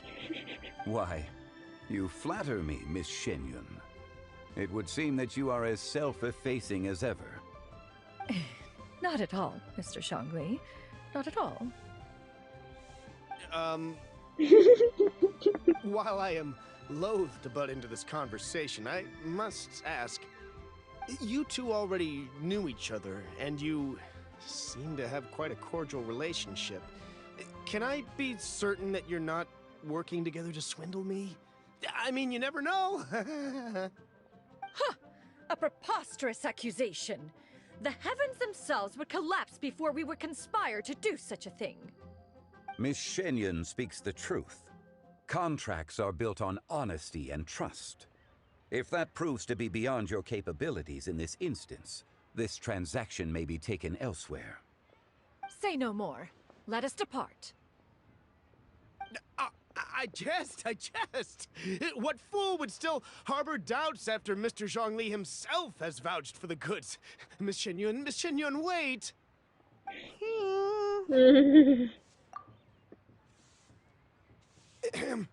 I deeply apologize for doubting you. So, Mr. Zhongli, could you please give me a final verdict on the value of these items? There is no cause for concern. They are indeed rare and precious valuables. Take this mechanism, for instance. Though one may not immediately perceive its purpose, its structure and appearance are exquisite enough to merit it a place in any fine home. The same can be said for this one here. Few could hope to possess an item that so perfectly blends mechanical wonder with geometric grace. I am sure you have heard from your travels that the study of mechanisms is among the most wondrous arts in this world. With that in mind, I earnestly recommend procuring every last item in this collection. Yeah, right. All right. Since I hired you as my consultant, Mr. Zhongli, I shall, of course, trust your good opinion. How dare this Then, human in that man. case, Miss Shenyun, I'll take the lot. However, since the final sum is quite large, how about we start with an initial deposit through the Northland Bank? The Northland Bank? Huh. Oh, you refer to the fiduciary house. Oh, very well. I fear people only use the term bank nowadays. In that case, I'll be off for now. I'll return to collect the goods once you've received the funds.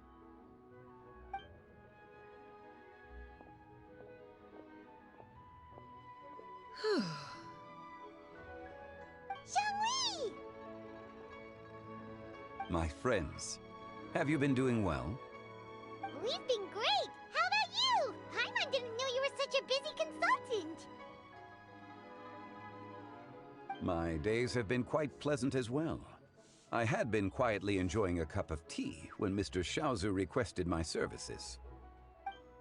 As for you, Miss Shenyun, I presume you must be looking to settle in the city? I must say, the name Shenyun sounds exceedingly strange coming from you. Perhaps you could dispense of that particular epithet in further conversation. Whatever for. Am I not addressing you as a friend should? Well, that is true, but... Alas, refer to me however you will. After all, a name exists such that others may address you with it. One is hardly ignorant of that fact. It would seem that you have gained many valuable insights over the years, Cloud Retainer. One has indeed. One's previous days were all brief. Now that one has made up one's mind to move and settle, one has gained a much better appreciation of the hubbub and commotion of the city, as well as the people's hard work and ardor. This city is much changed from how it was more than 1,000 years ago. Not unlike the ocean tides, so too shall the movement of people ebb and flow.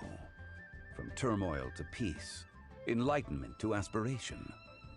Human society possesses limitless potential. In another 1,000 years, the scene we witness here may change in ways that are impossible for either of us to imagine. Alright, that's enough reflection for one day. No need to get all sentimental on us. You make a valid point, Paimon. Now that the sale has concluded, what say one plays the host as we try some specialty dishes together? One must profess great interest in trying bamboo shoot soup. Perhaps you have forgotten, Cloud Retainer, but I once tried my hand at that dish. You were at the table on that occasion, so logic dictates that you should have already tried it. Oh? What occasion was this? It was a reunion between friends several centuries ago. Alas, you must have been too preoccupied to secure yourself a portion. Or perhaps our other companions simply availed themselves of faster reflexes on that occasion. Huh! Hardly. 'Twas most certainly out of consideration for the others in attendance. In but a moment, one will show you what it means to have a true deftness of hand. It is settled then. Bamboo shoot soup, mora meat, crab roe tofu, triple-layered consommé. We shall enjoy the lot. One has already passed word to Shenhe and Ganyu to make a reservation. It is prime time for them to meet one's newest disciple. Is that agreeable to everyone? It should be a most splendid occasion. Shu Yu, come now, it is time to dine. Ah, this gentleman over here is Mr. Zhang Li. He is, A humble employee of Wangsheng Funeral Parlor. Pleased to make your acquaintance. Nice to meet you too, Mr. Zhengli. That should be everyone, right? Let's go! You're so cute. I love it. Sounds good. Actually, Master, have you ever tried Adeptus' temptation? I heard it's impossible to stop eating after even just one bite. You know, 'cause it's super tempting and stuff. Is that true? That sounds rather implausible.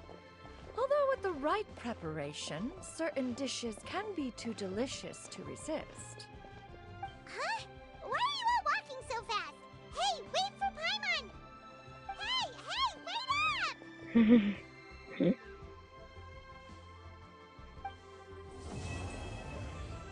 Yeah, we finished it.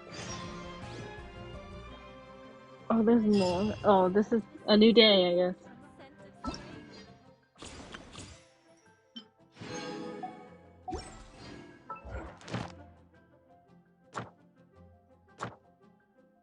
Oh, I finished my... Okay, I guess.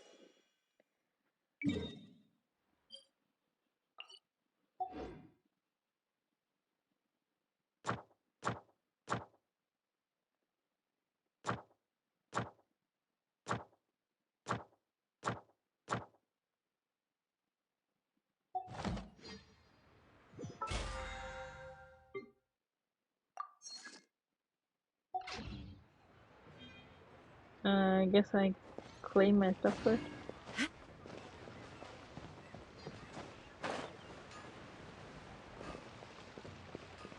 Ad Astra.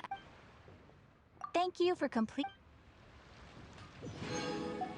Ad Astra.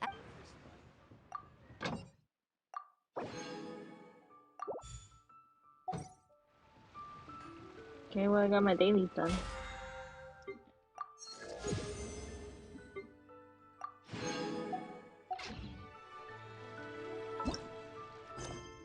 Yay, okay.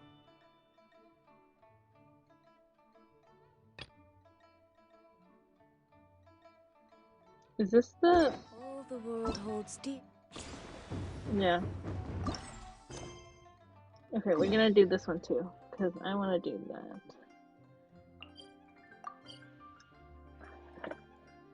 But for a second, let me catch up with chat first.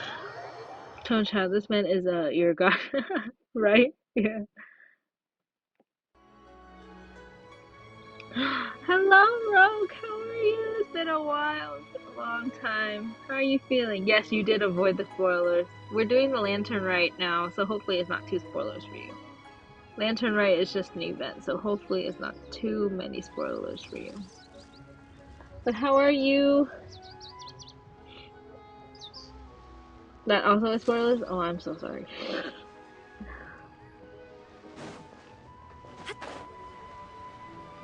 We're just gonna get like the first part done because I want to do the like events, like the what is it, the gaming stuff or whatever it's called. Kuching and Charlotte! Paimon never thought she'd see you two together. Nice to see you again, Traveler and Paimon. Oh, we're not interrupting anything, are we? Not at all. I wasn't in the middle of an interview or anything. I was just asking Miss Kuching about purchasing a kite. A kite? Are you buying some regional specialties to bring back to Fontaine?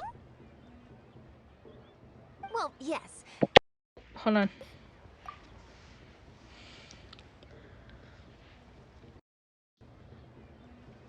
I just dropped my AirPods. Can you guys hear me?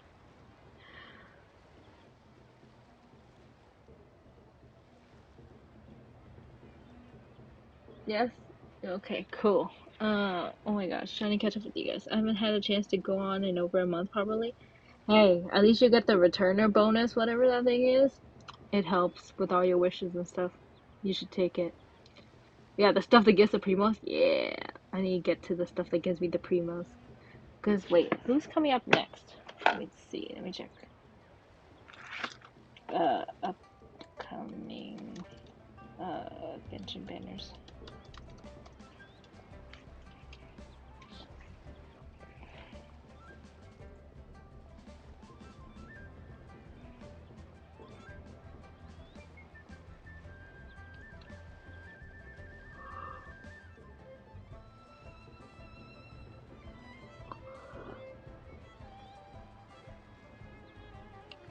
Right now, it's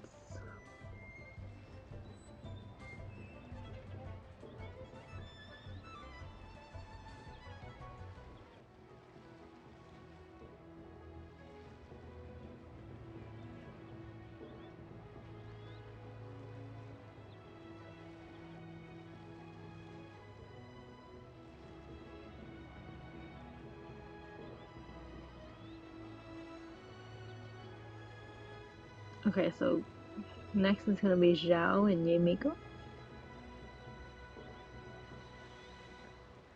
Chiori? Is Chiori on this one? No, Gaming is on this one. Where's Chiori gonna be on?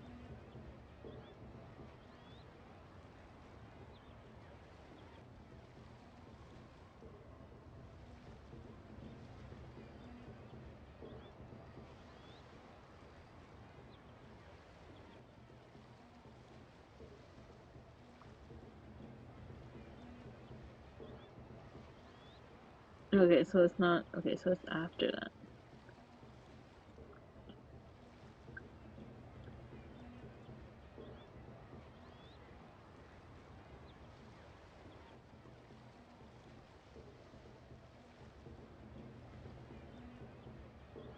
So right now is Bird Lady and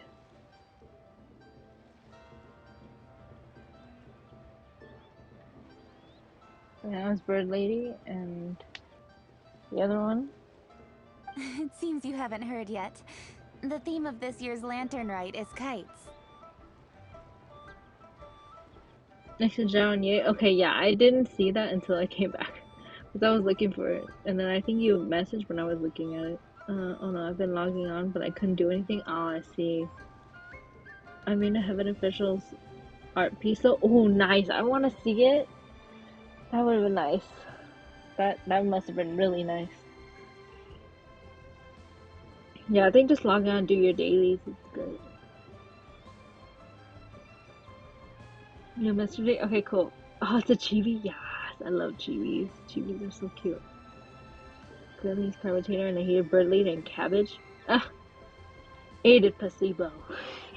Oh, so that's why Paimon has seen so many floating in the sky. Liyue Harbor is always changing, so it is only fitting that Lantern Rite should change in turn. The Qixing believes it would benefit Liyue to build on our own cultural foundation by embracing the technologies of other nations. After all, it is said that the stones of another mountain may serve to better polish one's own jade. Yeah, remember my business meeting with Tianquan Ningguang the last time I was in Liyue Harbor? That's what it was about. But all I really did was use my network to introduce Lady Ningguang to some interesting people. I'm not sure that quite counts as fostering cooperation. In the end, we decided to combine Liyue's traditional art of kite making with Fontaine's mechanical vertical lifting device. Mechanical lifting device? Sounds pretty impressive. But don't kites just use the wind to fly? Why would you need to add something mechanical? Well, you've actually just answered your own question, Paimon. How high and far a kite can fly depends as much on the weather conditions as on the skill of the person holding the string. But as soon as there's no wind, you can only flail about helplessly like a sweet flower medaka out of water. Experience doesn't matter at that point. Exactly. Liyue is now a nation ruled by humans after all. It's about time we had the power to make a kite fly, don't you think? Okay, I will check it out later, Rogue. Thank you. Plus, the easier we can make it to enjoy, the more people will want to participate. Right? I also thought it was a novel idea. Plus, it shouldn't cost much to do. With Miss Charlotte's help, everything has gone smoothly. Our new mechanical kites are already available to purchase from a stall in the harbor. We're having trouble keeping up with demand. We also gave quite a bit of thought to the price. We didn't want it to be too much more expensive than a traditional kite. Cool! Turns out you two and Ningguang like playing with toys just as much as Paimon! Toys? They're not exactly toys. You see, Miss Kuching? That does seem to be everyone's first reaction. Although kites are one of our most time-honored cultural relics, outside of their use in certain ceremonies, I suppose they're considered playthings more than anything now. But to me, there's so much more than that. Think for a second about how remarkable it is that a flimsy paper kite attached to a string has the capacity to touch the sky. It is this slight piece of paper that also carries the weight of Liyue's cultural traditions. There's an old poem that goes, "O kite born of paper, flying true and sound, a lone traveler wanders, just waiting to be found." Is she gonna finish the rest of that, or okay? In the past, poets from Liyue used kites to symbolize a feeling of longing, or evoke the peacefulness of idyllic rural scenery. If the people of today can derive enjoyment from this activity, they will not only be more likely to better appreciate the tradition, but also to pass it down to the people of tomorrow. That's the Kuching we know, always thinking 5 steps ahead of anyone else. Well said, Miss Kuching. I've learned quite a bit myself. As long as you're willing to listen, I'm happy to share. I also know quite a lot about the various folk traditions related to kites. For example, whenever a kite blew away, people would say it was the Adepti that summoned the wind to take it away as an offering. That way, you can turn an unfortunate event into an auspicious one. What about something more fun? Do you know anything like that? More fun. Let me think. Oh, I suppose we should first talk about how kites are made. It's another one of our precious forms of traditional craftsmanship. My grandfather told me that, back when he was a boy, children learned the art of kite making step by step from their elders. First, you use the thin strips of bamboo to construct the frame. Then, you draw a design of your choice on a piece of paper, paste it onto the frame, and tie on the string. Then, you look towards the sky and release the kite to soar among the clouds. Let me catch up really quick here. Yeah, the voiceover just cuts off at that point. Yeah, I was like, huh? It didn't finish it. I do plan to make some additions to the design.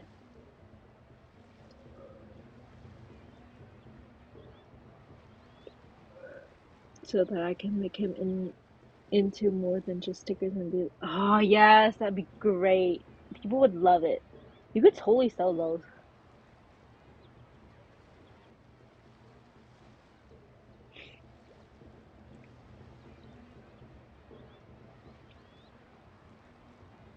Some people write down certain names or desires on their kites, cut the string, and let them fly free. Others may place particular thoughts or meaning into the design itself.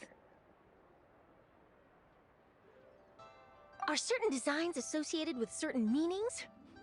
I'm gonna jot all of this down. Well, for example, kites in the shape of a butterfly typically symbolize freedom, happiness, or the desire to break free. Fascinating. What else can you tell me? The scissored-tailed swallow is the most classic design. It symbolizes good fortune and joyful tidings.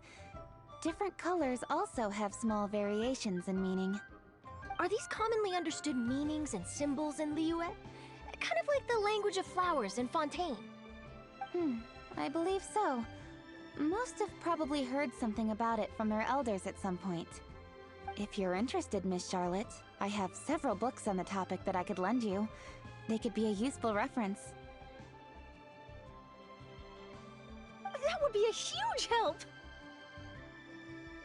Great! Looks like I've got the outline for quite the article on my hands. Perfect! We're gonna take a look around. Then I'll show Miss Charlotte to my home for a little while. I almost forgot. The Ministry of Civil Affairs is hosting a kite flying contest on the night of Lantern Rite. If you're interested, you're more than welcome to bring a kite and participate. The rules are simple. Whoever flies their kite the highest and furthest within the time limit will receive a special honor along with a secret prize. I've already prepared more than enough empty film for the event. I can see the spectacle already. Maybe tone it down a bit, Traveler. What if we don't win?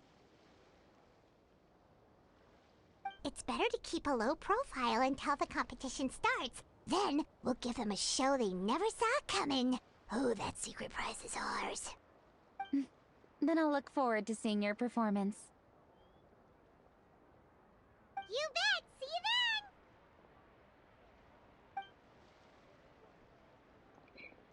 That's the plan. My boy Chiron. Yeah. Wait, Traveler? Take a peek to your right. Do you see those two people lurking over there? Is it just Paimon? Or were they staring at us the whole time we were talking to Kuching and Charlotte just now? They seem fishy. Great, so it wasn't just Paimon. Do you think they could be treasure hoarders? They always seem to be stirring up trouble during Lantern Rite. Oh, Paimon's sick of waiting around for something bad to happen. We should strike first, you know. Foil their plans before they even begin. You go right, Paimon will go left.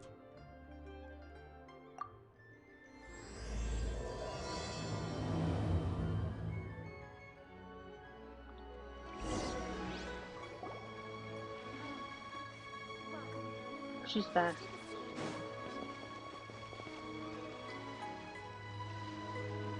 Oh. It is with such an air of urgency that you appear before us. Your comportment suggests you believe us to have committed some heinous crime. Perhaps you could enlighten us as to your intentions. Whoa, where did this fuddy-duddy come from? You should be the one doing the enlightening, buddy. Don't think we didn't notice you eavesdropping. One look and we could tell you were up to no good. Tell us everything, starting with your name. One bears no secrets before two such as yourselves. You stand in the presence of the mighty and illuminated Adeptus, Mooncarver. For the purpose of this foray into the mortal realm, however, you may address one as Hojong. You kidding? That deer's got his head stuck so far up in the clouds, there's no way he'd humble himself down here with the rest of us. You may want to hold your tongue, Paimon. Don't think that Paimon is gonna believe you just because you know her name. Let Paimon guess. You're supposed to be Mountain Shaper, right? Indeed. Mooncarver and myself have descended upon the mortal realm for a visit. The two of you may call me Jiahu. Huh. Looks like you did your research.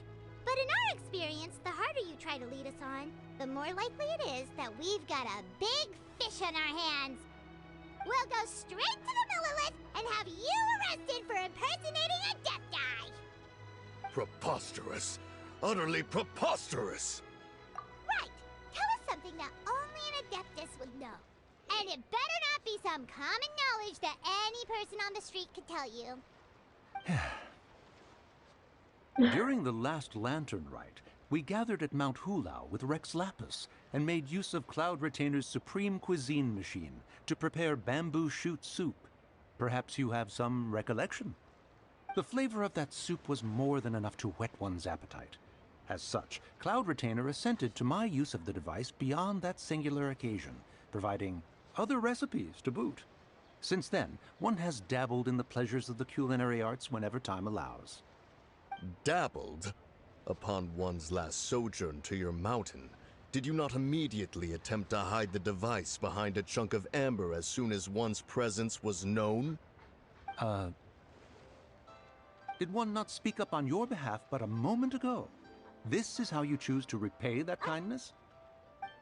One is simply trying to emphasize the veracity of our claim. That does not mean you should reveal personal matters so readily. They might think one bears no difference from Cloud Retainer. Forget it. One does not have the breath to waste on such petty trifles. That might have been more detail than we needed. Seems like you two are the real deal, and Paimon's sorry for suspecting you. But, for beings as forgiving as yourselves, this is just water under the bridge, right? You indeed have an agile mind. Cloud Retainer was not mistaken in her high estimation of you. Paimon's still curious about something. It's just...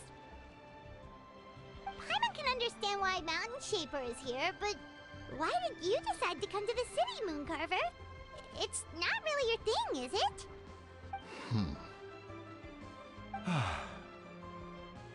It is but an inevitable eventuality. Long have the mountains remained strangely idle since Cloud Retainer's move to Liyue Harbor. With Lantern Rite near at hand, one would expect Cloud Retainer to provide us with an account of the festivities in advance. Yet to this day, she has failed to appear. Cloud Retainer is hardly the forgetful sort. One must never rest idle in the face of that which demands action.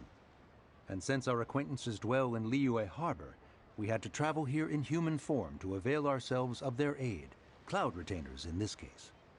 But a moment ago, one heard you speak of a mechanical kite of sorts. It appears the essence of the situation has hitherto revealed itself. Now it is time for one to retire back to one's abode. Huh. So, you're not looking for Cloud Retainer anymore? So threatening, I know, right? Supreme Cuisine Machine? Yeah, I know, right? That machine would have been great.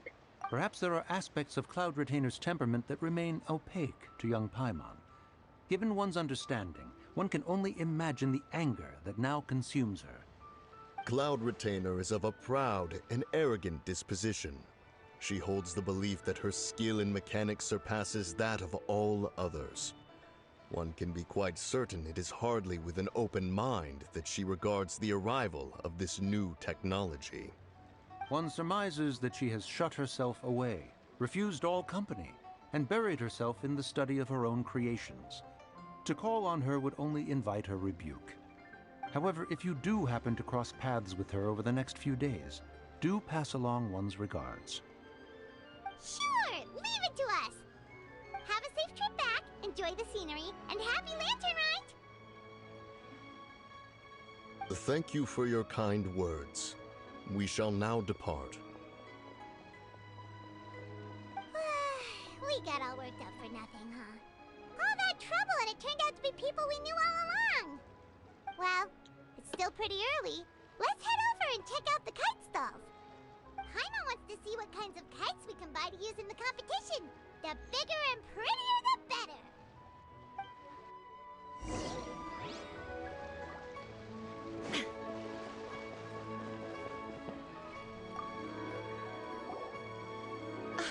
Welcome! Are the two of you looking to buy a kite? Would you like me to go over the different designs? Ooh! Assistant Count Swallow! Ah, this jade chamber design is our newest. It's been selling like crazy over the past 2 days. Does it also have a unique meaning? Of course. The jade chamber symbolizes wealth and abundance. The kite bearing its design is said to bring riches in the future to those who fly it. Oh, now that's Paimon's kind of kite!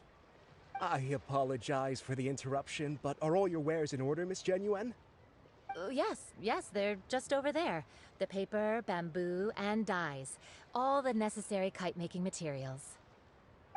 Wonderful! I'll pack them up and get a guard to deliver the goods to Yilong Wharf for you. Yilong Wharf? Oh, wonder what that place is like during Lantern Rite. Paimon would love to go take a look. Well, if the two of you are interested in going to Yilong Wharf, then could I trouble you to find Gaming and deliver these goods together? Is Gaming the guard you just mentioned? Well, yes. The communications office handles shipments and transports around Liyue. He works for the Secure Transport Agency, one of our sub-organizations. The problem is, many of my colleagues have taken leave during Lantern Rite to spend time with their families. So, our available workforce has seen a dramatic decrease recently. If you were willing to help out, then I could get a head start on my next appointment. You do seem really pressed for time. Of course. Hard work deserves ample rewards. Now, at this time of day, Gaming should be somewhere in the vicinity. Just follow the main road until you see the head of a Wushu dance costume. Should be on your right. Be sure to come back if you'd like to buy a kite. I'll even give you a discount. You find the boy. You find the new boy.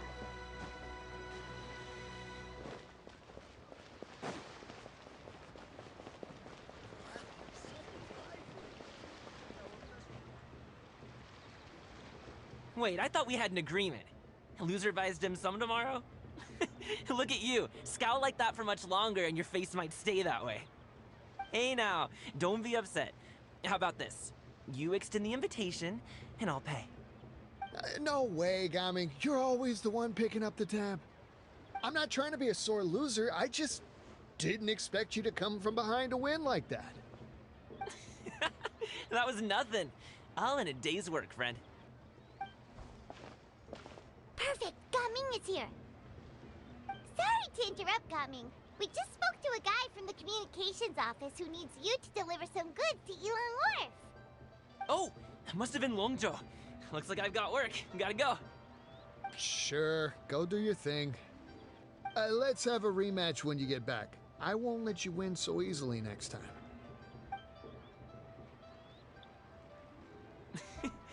Alrighty, you can hand the goods over to me. Must have been heavy hauling them all this way. Let me take them off your hands.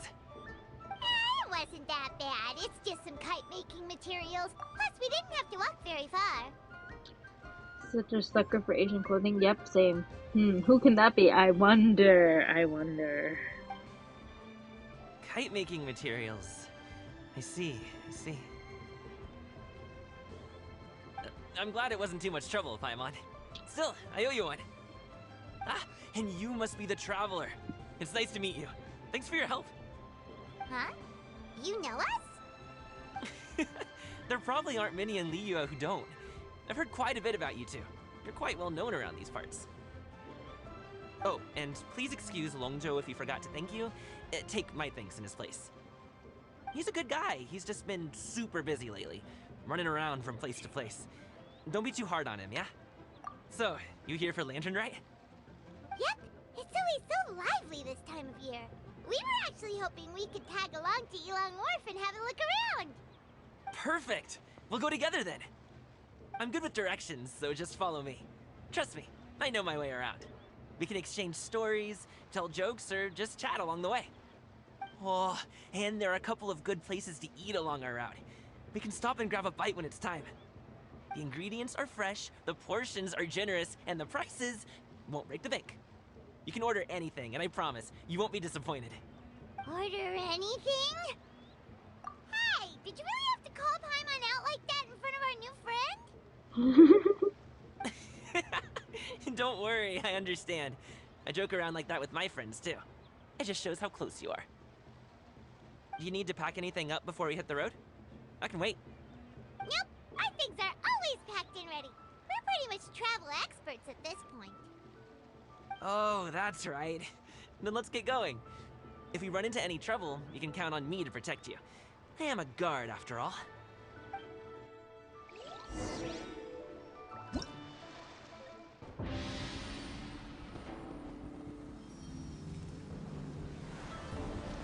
Yeah, this is what I was looking for. Maybe.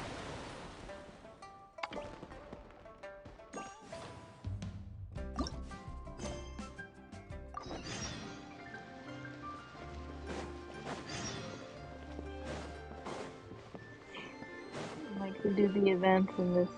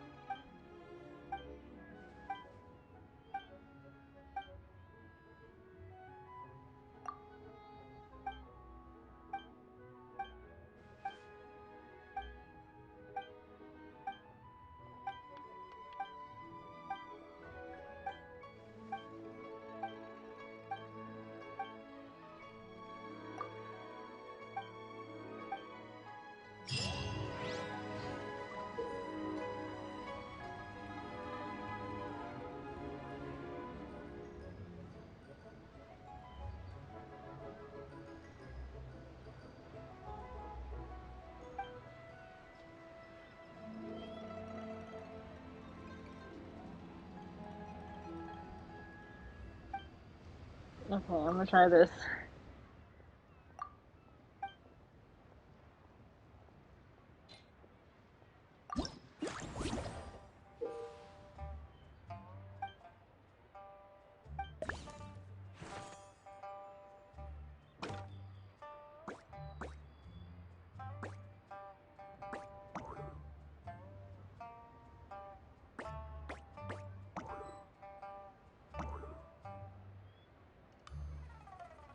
How do I recall again?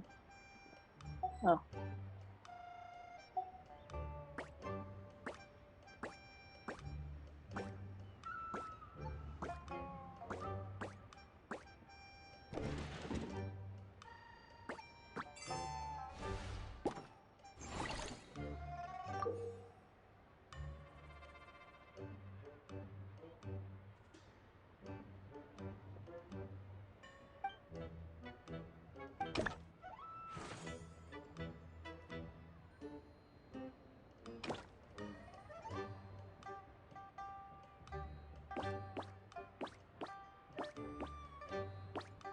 Oops.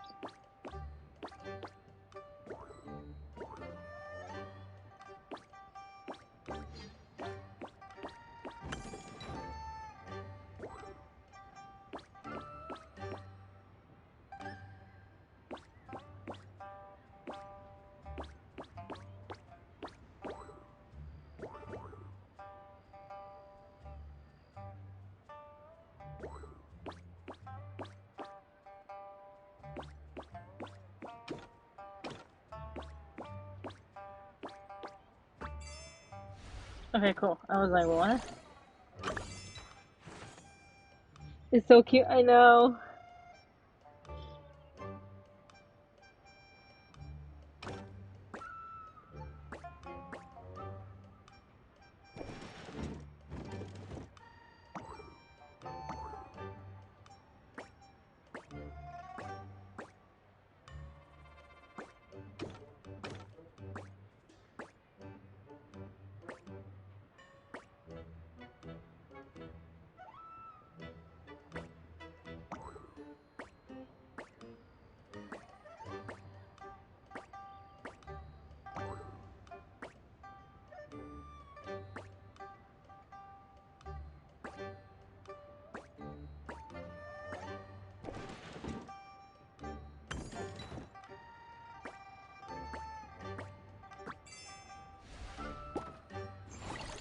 Okay, cool.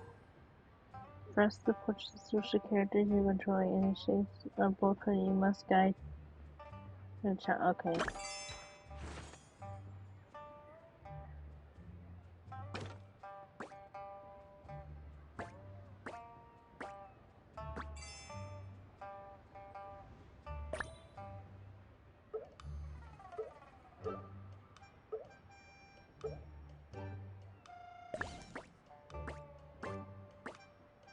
Guess it's push it.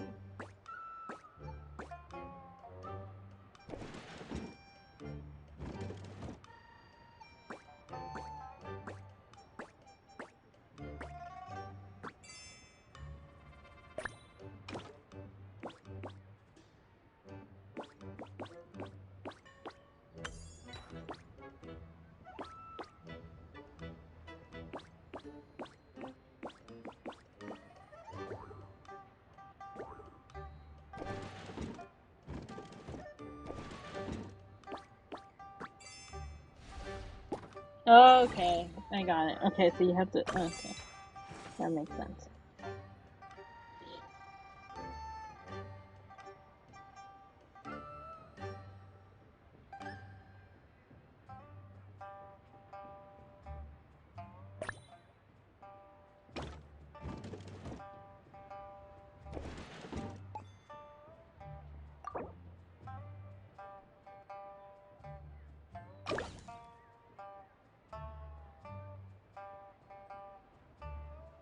Oh, I see. Okay.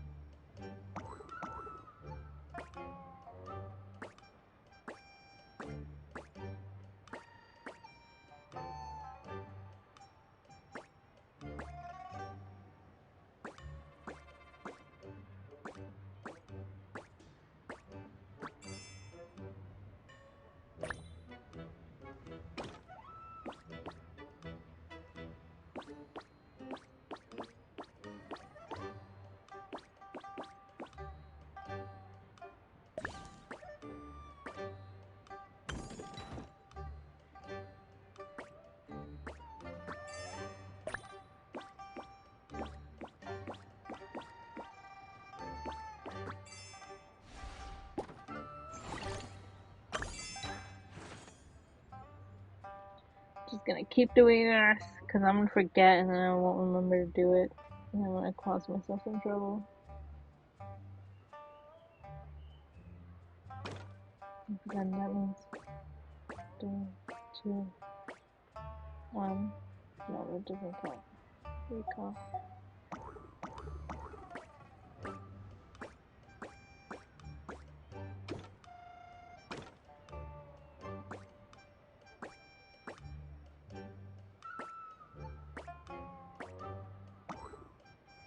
Perfect.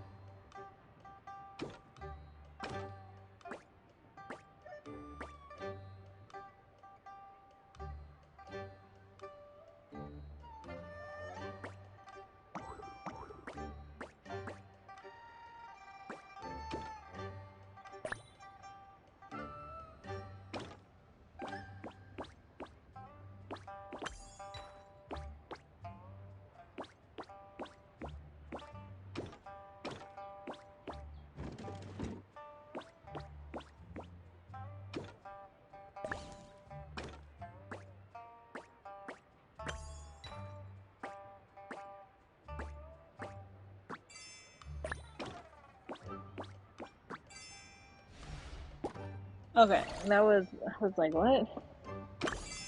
There's more? Wait, how long is this?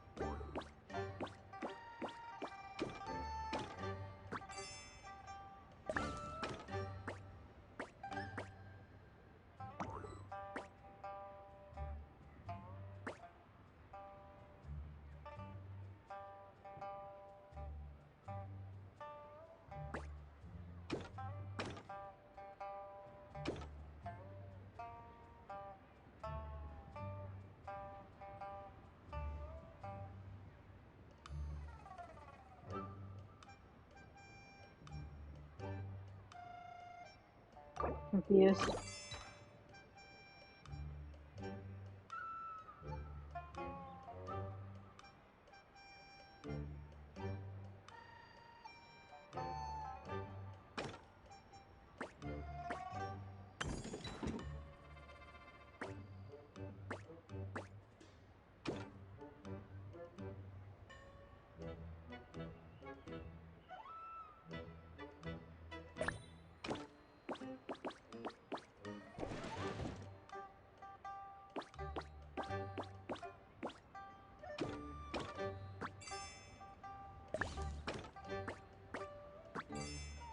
Okay.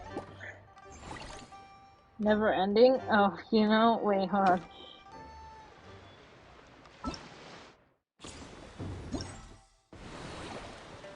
That's the wrong one, right? Wait.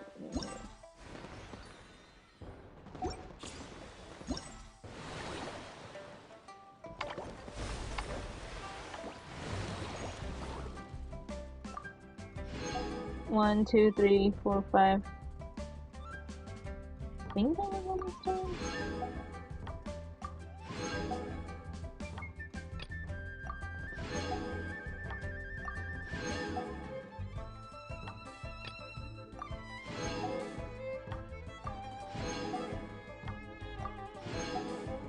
Okay, I was on the last one. I was on the last one.